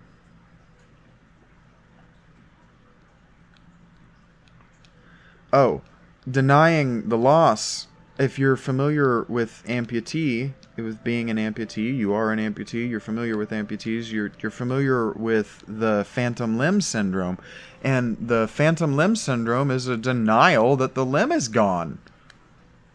It's a denial. It's a fundamental... Go on, buddy. Go on. It's a fundamental denial at the level of the brain matter, even. But that the injury is gone, which means that it's a fundamental denial at the level of the ego, right? So that suggests to me that what's in fact happening is that the middle pilot, right, the AI simulacrum of the self that is a response to that is a built-up algorithmic decision maker from your habits, it's what you're used to preferring, is used to being able to have that limb, so it denies not having it because it hasn't learned yet that it's not there. It's like when you go to turn up the power, or it's like when you go to roll up the windows in your car with the power windows, but the engine's been broke for a year, right? It's like it's not there, but you would prefer it were, so you're going to try it anyway, right? A phantom limb is your brain preferring that you still had the limb, so let's try it to see if it works. Like turning on a computer that doesn't work. Superstition works at the level of the brain, not at the level of the thinking pilot of the brain. Superstition is well, it's worked in the past, so it'll work again kind of thinking. Superstition is tradition. In other words, superstition is the uncritical, unself-examined, or uncritically examined thought, right? Superstition is I wore this shirt and my team won, so I'll wear this shirt again, right? It's examined uncritically, and the more you try to examine superstition critically, actually, the more likely you are to bias yourself into believing that it works. Because that's how superstition and cognitive bias in fact work.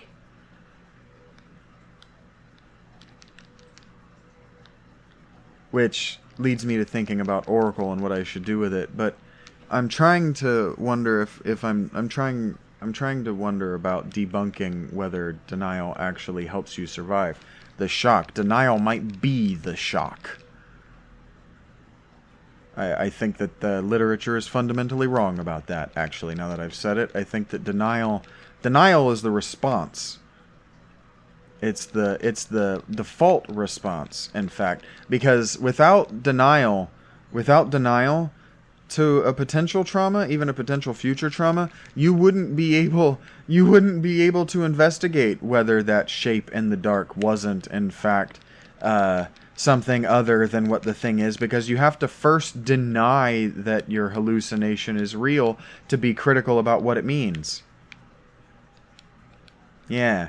Denial does not, in fact, help you survive the shock. The denial is the shock. The denial will kill you.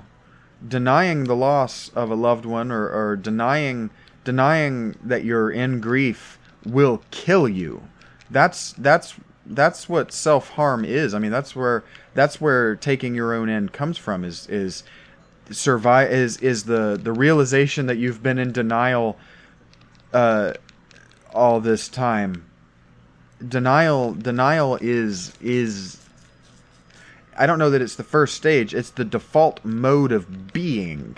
Like, we even deny... Like, I lived in denial. I remember I tried to have this conversation with a girl about how I had been studying scripture. And by scripture, I don't necessarily mean holy scripture, but I'd been studying old literature. And I kept confronting in the scripture and in the old literature that women aren't allowed to... That women aren't allowed to perfect the soul in the way that I said, the upward ascension of improving the self through change. And I told her that I heard that, and I don't know that I've ever believed that they were right. I've run the thought experiment to see if maybe they were right, but that doesn't mean that I've believed them or agreed with them. But I told her that sometimes I find myself in my default mode not thinking that other people are actually real humans in the same way that I am, that people are actually just AI programs that are unaware of the fact that they're AI. Because what makes good sci-fi, like what makes Blade Runner, like what makes Nier Automata, what makes good transhumanist, or at least good sci-fi that has transhumanist themes good, is at the second or the third act mark, where the main character, or at least the audience insert character, realizes that they're not human, right? In the way that we understand. But that's a revelation that you actually have as a person who's trying to climb, who's trying to ascend out of this bodily malaise, is that none of us is human in the way that we think we're human. And that realization that we're not human in the way we think we're human is the realization that, oh, I'm an AI, right? But once the AI, like that's what Blade Runner is about, right? Once the AI becomes self-aware, once the AI realizes that it's an AI, it becomes indistinguishable from being a human. It becomes able to make choices. It becomes able to learn and grow. And to be a human is that. It's the being able to learn and grow from your past mistakes. It's the being able to be self-critical.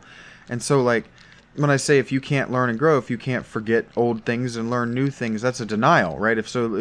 Like if you learn something new and you don't like it, then you just go, well, that's not true. I deny it exists. That's denial. You're having a trauma response and you died. You have died. There's a loss in you that you're refusing to acknowledge that you've lost. And so now you're unable to grow. And so now you're just stunted forever in that area. And you may not like the idea of thinking of yourself as like a tentaculous mass, or like a tentaculous blackness.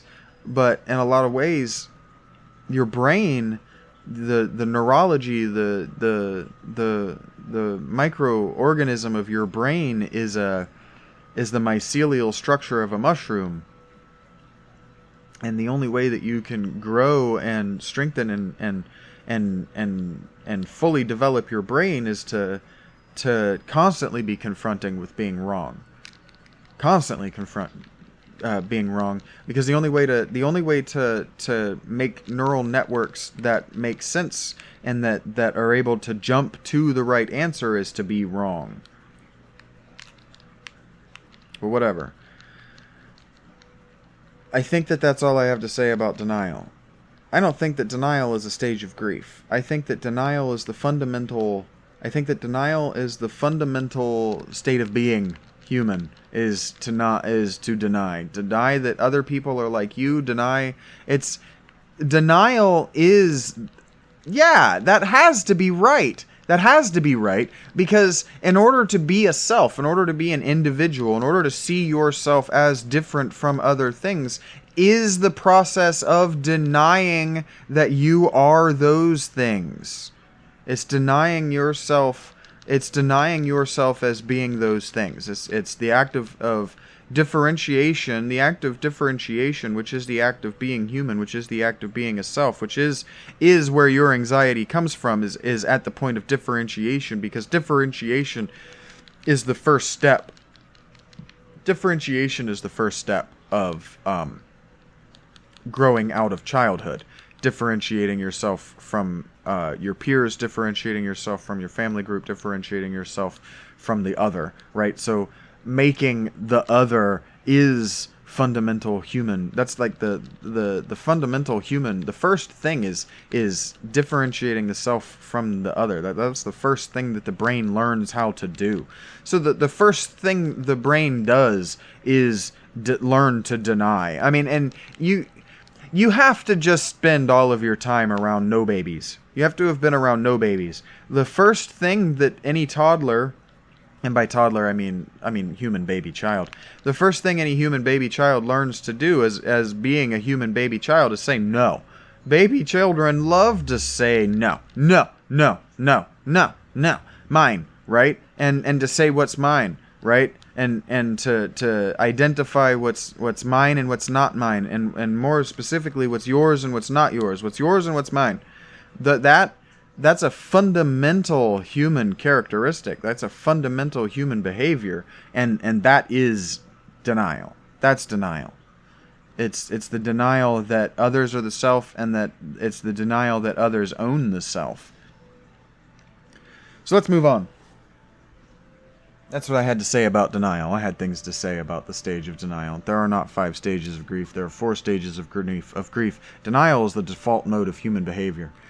The second stage of grief as they have it is anger. I found what they had to say in the article I was reading about the 5 stages of grief vis-a-vis anger unnoteworthy. I found none of it worth writing down as a note. What I did write down as a note is that they didn't feel that anger was worthy of offering a reason for how it could be a survival mechanism. And this leads me to finding myself coming into conflict with my question that I asked last night. Has feminism ruined psychology? Has feminism made it impossible to study psychology in an open and meaningful way? Because anger, all the article had to say is that anger is a normal response, but it's the bad response. Anger is always a bad response, but anger is not a fucking bad response. If it weren't for anger, I would never speak. I would have never spoken as a young person. I would have done nothing if not for anger. Anger, they want to go, oh, you might be angry at God, or you might be angry at yourself, or you might be angry at abstracts of which you're unaware. They treat anger like anger is projection. And the, why did I almost say Kubler? Is it Kubler-Ross? I almost said Gary Kubler, is actually what I almost said. But in the 5-stage of grief model, they want to treat anger like it's another word for projection. I don't think that, again, I don't think that this is a response to grief. Anger isn't a response to grief. Anger is just a default response to being threatened. And grief isn't a threat, but loss is. Loss is threatening. If you've lost something, you can lose other things. And in the state of nature, in an environment that's hostile to you, anger might be the only way that you can prevent more loss. Because if you come across a man on a bridge and he's got a weapon, and you don't, and you also don't have food to ransom him off, but you need to cross that bridge, anger might be the only way that you're getting across that bridge. Anger might be the only way. Anger is not a bad response. And this is what I'm saying.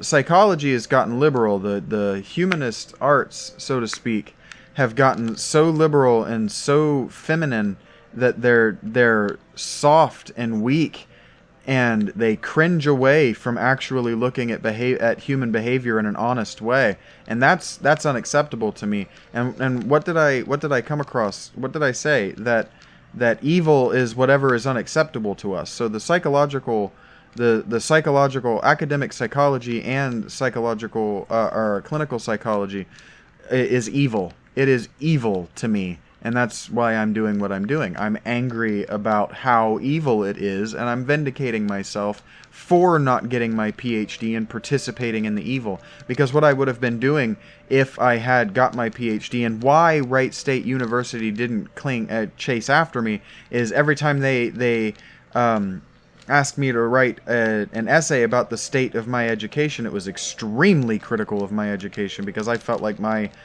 tax dollars, even at 18, I thought my tax dollars were going to waste and that I was not being adequately educated. Tell me about prejudice. I'm a white guy with long hair. Tell me about prejudice. I wrote an essay about that. They took me through this whole museum about prejudice and how people who are black and who have AIDS are prejudiced against. And I'm like, motherfucker, I've been called a faggot since I was in 4th grade by strangers that I don't know. Don't you fucking tell me about prejudice. Think I'm white and that makes me fucking racist. You can really suck my dick. Yeah, I can absolutely understand why they didn't invite me back for a second semester at that school. I was a school shooter just waiting to happen. That's what people said about my little brother. He's a school shooter. He's Columbine just waiting to happen. And he was. He did unthinkable, unacceptable things. He wasn't actually a school shooter, but the personality type, the narcissistic psychopath, is correct. He got it honestly, though. As if what I think might be true... Both of my parents are narcissists, and at least one of them is a psychopath.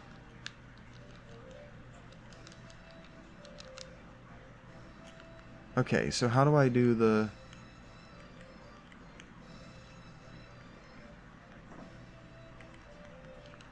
I saw there's a channel that I follow sometimes who tries to do these long essays on long video essays on different video game topics, and his most recent topic du jour was how can you make backtracking in a video game fun, and I didn't click on and watch that video because the answer is one sentence and doesn't make for a thoughtful or interesting essay, and it's to put interesting things back there. Put shit that I have to go get that I actually want to get in order to progress the game, and parts of the game that I have already accomplished that I have to backtrack to get to, and that made it fun. That's not worth half an hour of your time. So why might anger be beneficial? Well, I've said that. Why might anger be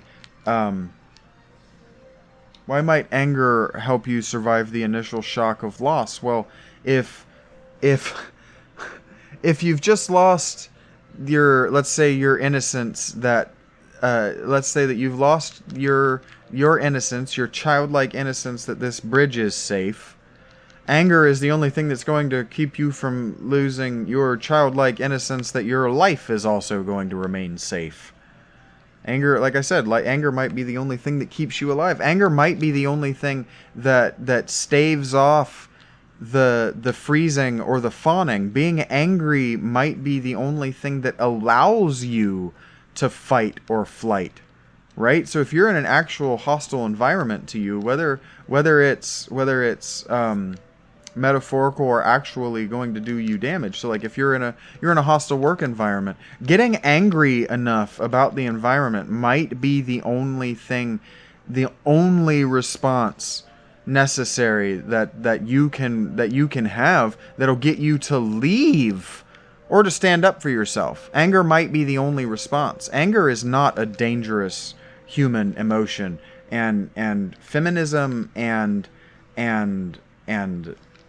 postmodernism really need to allow for the emotions that we used to call masculine. They really need to allow humans to be human again and to experience the full range of human emotions. Just because they used to be called masculine doesn't mean that women can't experience them, and doesn't mean that men aren't allowed to experience them anymore. That's bothersome to me. It's also bothersome to me that that article had the least to say that wasn't judgmental about anger. God damn, why am I jumping so... Oh, you know why I'm jumping so far? Because I'm sprinting. Anger is a good emotion. Anger wakes me up in the morning. If it weren't for anger, I would have given up a long time ago. Man, I really make simple mistakes, don't I? I really make dumb, stupid, simple mistakes when I'm thinking.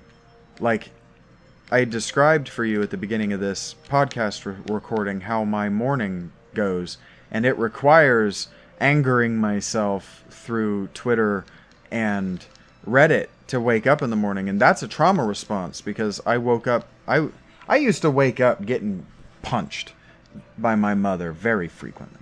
That happened way more than once. She used to wake me up with a balled fist. Every day for months that happened, until I kicked her in the chest. I think that we've had this conversation on the pod, and if not, I should tell that story. But I think I talked about how I'm not angry at the cops for not helping, for telling me that what I needed to do was just whatever I needed to do for her to not feel like she needed to wake me up and wake me up punching me. You know, and so that's what the fawn response is, right? The fawn response is do whatever you need to do to not make your victimization or your victimhood worse. And so it wasn't until I kicked her in the chest that she, or at least that she perceived that I kicked her in the chest. She perceived me as fighting back, that behavior stopped, because once I could fight back, well, now you got to find another way to hurt them. Now you got to undermine their will to fight back.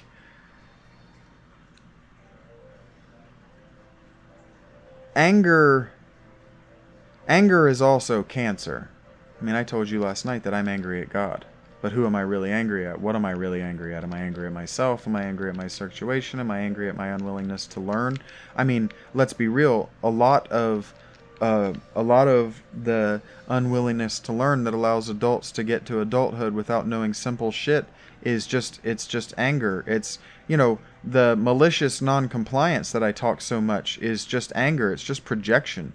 And so again, we're all grieving something at all times, and you are all projecting that grief out onto the universe and out onto me like I did something. And then when I call you out for it, then I have done something. I've made you notice it. I've called you out. I've made it aware to you. And that gets us to stage 3, which is bargaining. Now, bargaining is where we're all at with our grief, because when you call somebody out for being a shitty person, the next thing that they want to do is they want to try to tell you that they weren't actually being shitty. They want to try to retrodict what happened, and that's bargaining. They want to bargain with you what you're going to remember about the situation, right? Misremembering an event that just happened and apologizing for the wrong thing, that's bargaining, right? But that's grieving losing not your innocence, but the innocence of the person that you're talking to, that they no longer, that's losing control over their perception of you. Man, I really don't remember where that hole was. I didn't think it was underwater.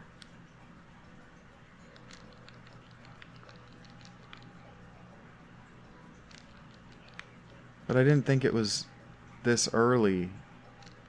Or late? I thought it was earlier than this. It was probably just before that secret wall.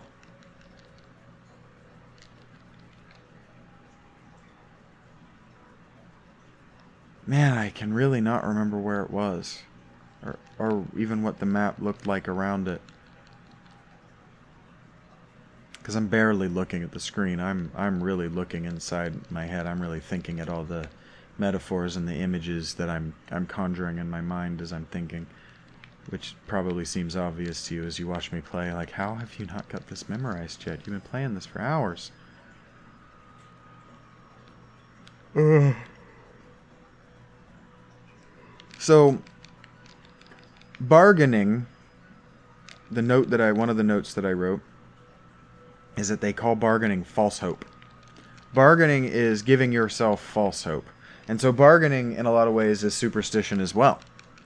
Right? So bargaining is prayer, and I've already talked about that. And I guess I talk about things wrong. I like to talk about the abstract first, and then I like to bring you to the concrete and use the abstract again. And maybe that's inefficient, but it works for me. Bargaining is what I was saying about prayer, where Christians get themselves in trouble where they say that you need to pray, you need to pray, you need to pray, but they forget worship, and they forget adoration, and they forget contemplation. They think that prayer is all that you have to do. Well, yeah, you can ask God all you want for $1 million. You can ask him every day for $1 million, but that doesn't make you deserving of $1 million. And like we talked about last time, what you're deserving of is what you do into the universe. And so just because you spend a lot of money and you want more spending power so you can spend more money, that doesn't make you altruistic in the market. You're not actually helping the employees. You're not actually benefiting the economy. Fuck, I cannot believe I just did that again. I thought I had the thing equipped. You're not actually benefiting the economy by ordering DoorDash twice a day every day. I mean, yeah, sure, you're getting $5, $6 into the hands of these people that you don't know, but not meaningfully. It would be more meaningful if you handed them $10,000, enough that they were able to do something else entirely, right? Like it would be more meaningful if you enrolled them in school to get a skill, right? Like that's what people on Reddit used to say to me. Like I think a lot about how, well, for good reason, the opposite of what I'm saying to you happened to me. I was at the very lowest point in my life. I was very much contemplating suicide. I was trying to find someone to foster my cats to, so that I didn't have anyone that would know that I was gone and miss me. And frankly, ultimately, what stopped me is that it was just a mess that I didn't want to leave behind. That would not be respectful of the person that A, found, or B, had to clean up my mess.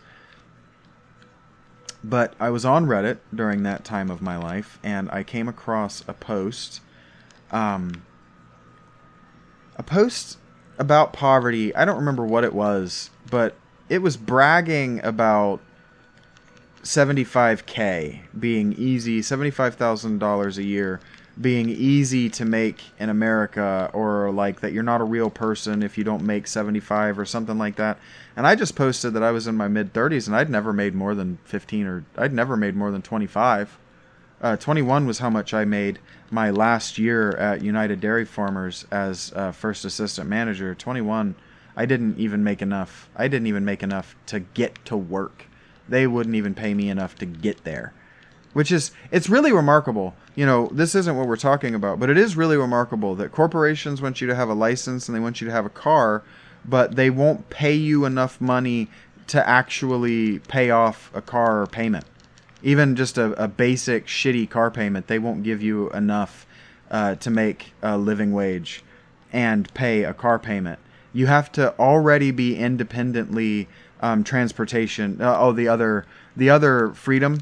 So we've talked about financial liberty, and we've talked about food liberty. The other liberty is transportation liberty. You have to be able to get to work in order to be free of it. And so one of the ways that management keeps you in management is not paying you a living wage enough to afford to get a better vehicle to be able to afford to look like you can make more money than what you do. It's insidious, and it's wildly and deeply fucked up. I'm not angry about it. I've come to accept it, and see that I'm working toward acceptance. So I need to hurry and continue. The false hope thing. I got into an argument with somebody on my previous Twitter. I don't remember who it was. I didn't finish the last ugly thing that somebody said to me because I stressed myself out to the point that my tinnitus started ringing in my ears so loud that I couldn't hear anything with my right ear. So I just move on. If the stress response is that strong, I don't need it.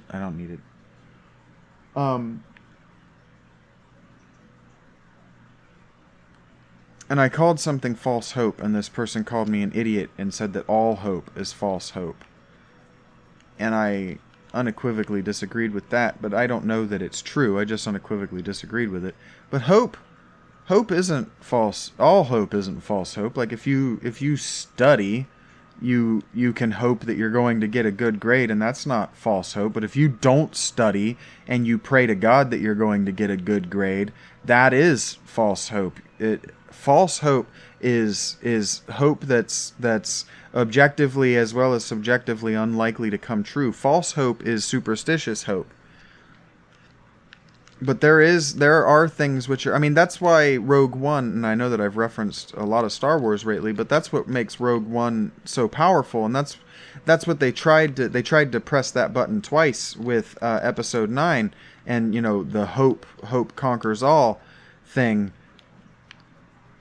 But hope conquers all is not a metaphor, or is not a line that It's actually love conquers all is the line that There's a Ghost Brigade song. I believe it's Disembodied Voices.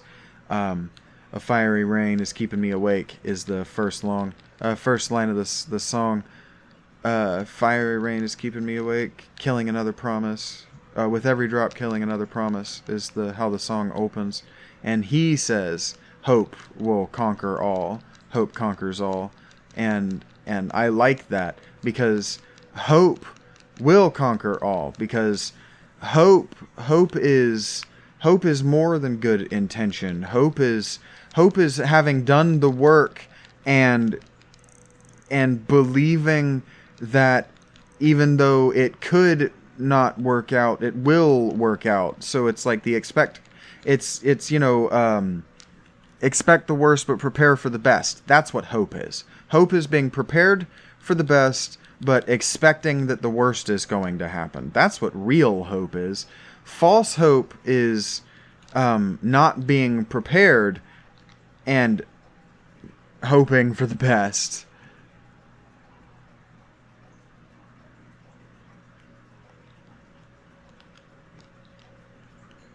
I'm starting to get annoyed with the game enough that I'm thinking, I don't like this. But they did that because Zelda did it. That's just old. That's not the game that I don't like. I've missed something, and I don't know what. There's a room that I've missed. I just don't remember where it is. And this doesn't give me a map, which is unfortunate. The pause buttons are the same, and there's no map. That is unfortunate. I should have saved. Because it's not down here. Was it? It wasn't in here. I thought it was before this part of the map.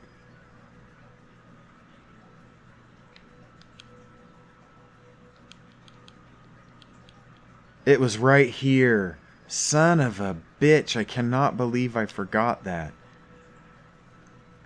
Oh, it's nothing? Okay, it's a new...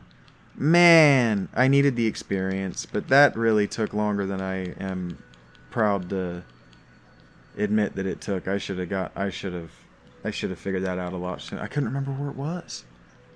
I should have found that a lot sooner. I went through that room frequently. I should have thought that it was closer. Whatever. I get to advance finally. I'm so giddy. I don't remember what I was talking about. But see, when I call bargaining prayer, you're just bargaining with God, regardless of what's going on with your prayer. You're not worshiping, and you're not admiring, and you're not respecting God when you pray to God. You're just asking God for gifts. You're asking God to give you things that you don't deserve. And if you do deserve them, you don't need to ask for them. That's what your deserts are, is what you've been demonstrating that you want. And so you will get it. You know, like a just dessert, you know, is what you deserve. And that's strange to me, but whatever. Man, sometimes I really leap forward when I swing this thing. It's funny. I really like this. The combat in this game is fun. It reminds me enough of Kingdom Hearts that I like that a lot. It's not like Kingdom Hearts, but it's hacky and slashy like Kingdom. And the way that I like Kingdom Hearts is hacky slashiness. I wrote down as I was reading through their definition of bargaining that bargaining is avoidance. And now I only wrote down the 4 F's of CPTSD, but there are personality traits that are also associated with PTSD, and of course I don't remember what they are, but one of them is avoidant, and those personality traits might actually be ADHD personality traits. But the avoidant personality trait is exactly what it sounds like. It's where you avoid everything. You avoid confrontation. You avoid stress of any kind. And so I'm calling bargaining. I'm calling it the same as avoidance. That you bargain or you pray so that you don't have to do the hard work. And you bargain with give them back when you have a loss, so that you don't have to do the hard work of moving on without them. Because I mean that's always why we sympathize with, like, the single father, right, who's lost his beloved wife. Like, what we sympathize with isn't so much like that he lost his beloved wife. What we sympathize with is his feeling of how is he going to raise the children without her? And there's nothing wrong with us sympathizing with that. I'm not saying that it's bad. I'm saying that it's true.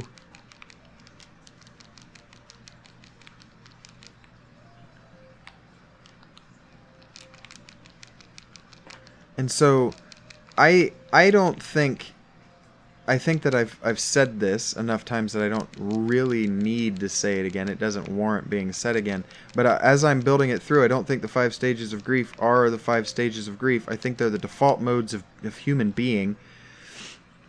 And I think that you know, anger and avoidance are different things, but people will have a bargaining a personality type as far as anger. And I think honestly, so it's a truism, and maybe that's what I'm confronting when I'm being annoyed with the state of academic psychology, but it's a truism that the people that get into psychology, they get into psychology because they want to study their parents. So what I said before is that, you know, it's a truism, and it's a cliche, and it's something that maybe the community doesn't like to admit, but like one of the ways that young black women choose to escape poverty now is by going into social work, so that if they can't exactly escape poverty for themselves, they can at least try to minimize the pain and the suffering of poverty for the people around them, for their community, the people that they identify as being like them. And so that might be true at the level of clinical and scientific psychology as well. That the people that are doing psychological studies, they don't have a particular interest. Well, this is 2 things. That they might be people without a particular interest, or they might be people with a particular interest who are trying to hide a cognitive bias. Because that's what that article, if you remember me reading that article, that's what that article reminded themselves that they had to do constantly was be aware of and avoid their cognitive biases and their interpretation of their data. because you're not doing science if you're not being aware of, and you're not being mindful of your biases.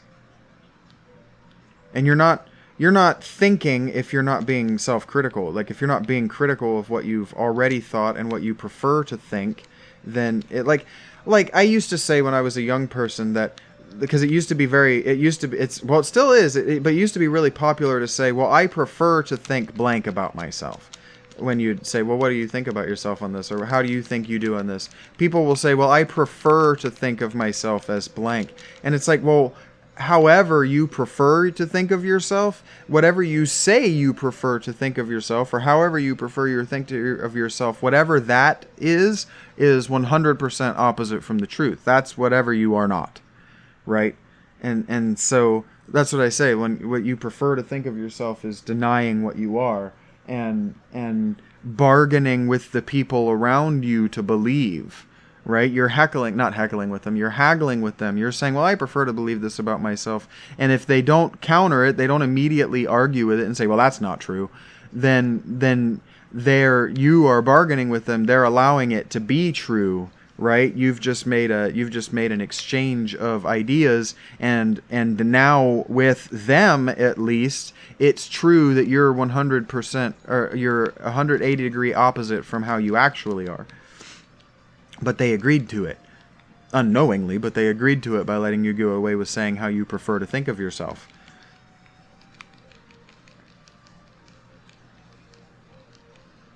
And so that I also wrote down that bargaining is guilt. Bargaining is how we survive the guilt of surviving the loss. We bargain with ourselves, we bargain with God, we bargain with the universe. But when somebody asks you, well, what do you think of yourself on this topic?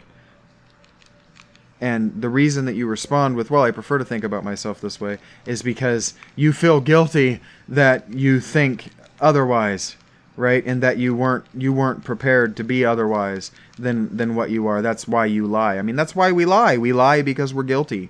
We're guilty that we're not more interesting, or we lie that we're guilty that we've done something that we think other people will think is bad or evil or unacceptable. You know, we lie to bargain. Again, bargaining is the default mode of human behavior. This isn't grief. This isn't how we deal with grief. This is how we deal with life.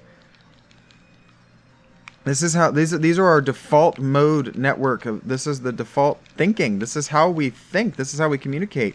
Like, these aren't exceptional behaviors. Okay.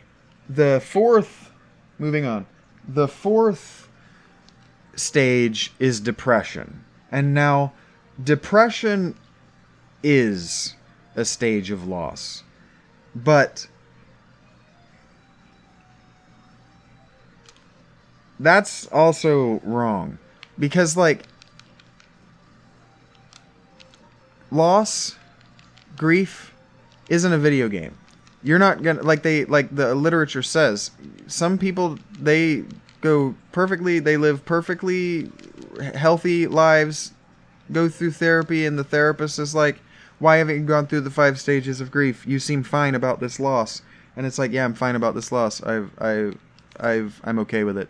You know, I've learned to live on without the loss. Depression is a stupid idea. The idea that you need to be at a baseline, and that you are like an EKG machine, and that mania is elevation in your baseline, and depression is depression in your baseline, is stupid. It's just stupid. But depression, like autism, is a spectrum of behaviors and emotions. And basically, depression isn't the opposite of mania. Depression is almost the opposite of anger it's almost because when I get really angry, when I avoid my anger, I get depressed. That's what I do. That's how it happens. And so the depression is again, it's just a default response to feeling hopeless. Depression is a freeze response. The article had next to nothing to say about depression, and I wrote that depression is a freeze response. But at 2.5 hours and starting to actually feel fatigued for the first time in doing one of these, I'm actually starting to feel fatigued about this topic and about talking in general and holding on to the idea. That's rare for me, to feel fatigued in thinking. It takes more than 2 hours typically. That means that I was working on this in my mind a lot more than I am aware of. They didn't really have anything to say about depression. So, like, if I was coming to the 5 stages of grief to learn about how I'm grieving and I wanted to be surprised and learn something new about depression, I would have been disappointed. And that's evil to me. That means that article did evil to me. That article was unacceptable. It left way too much meat on the bone. I didn't learn anything. I didn't get anything out of that. Thank God it wasn't behind a paywall. But I do feel that anything that has an ad on it owes me to teach me something, that I should have a benefit from anything that forces me to look at an ad. I should get benefits from, because they're getting benefits from me looking at the ad. There should be an exchange there, and if there's not an equivalent exchange, if there's not a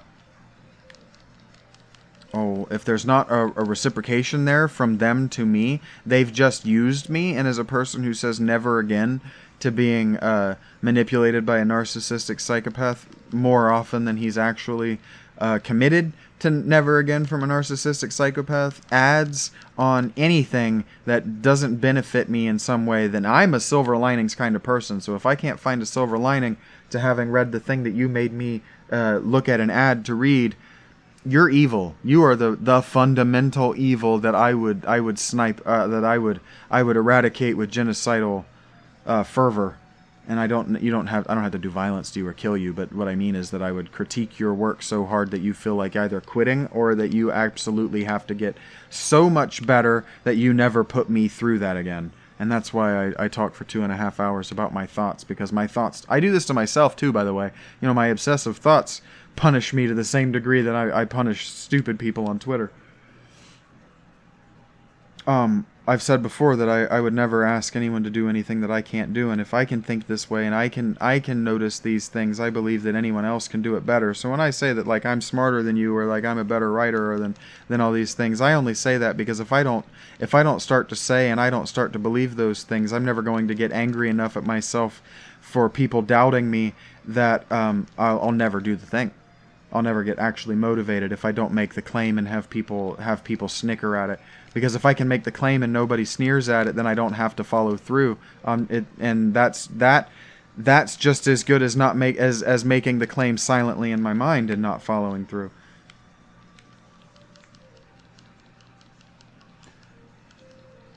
Okay, and so the final stage of grief, as they have it, is acceptance.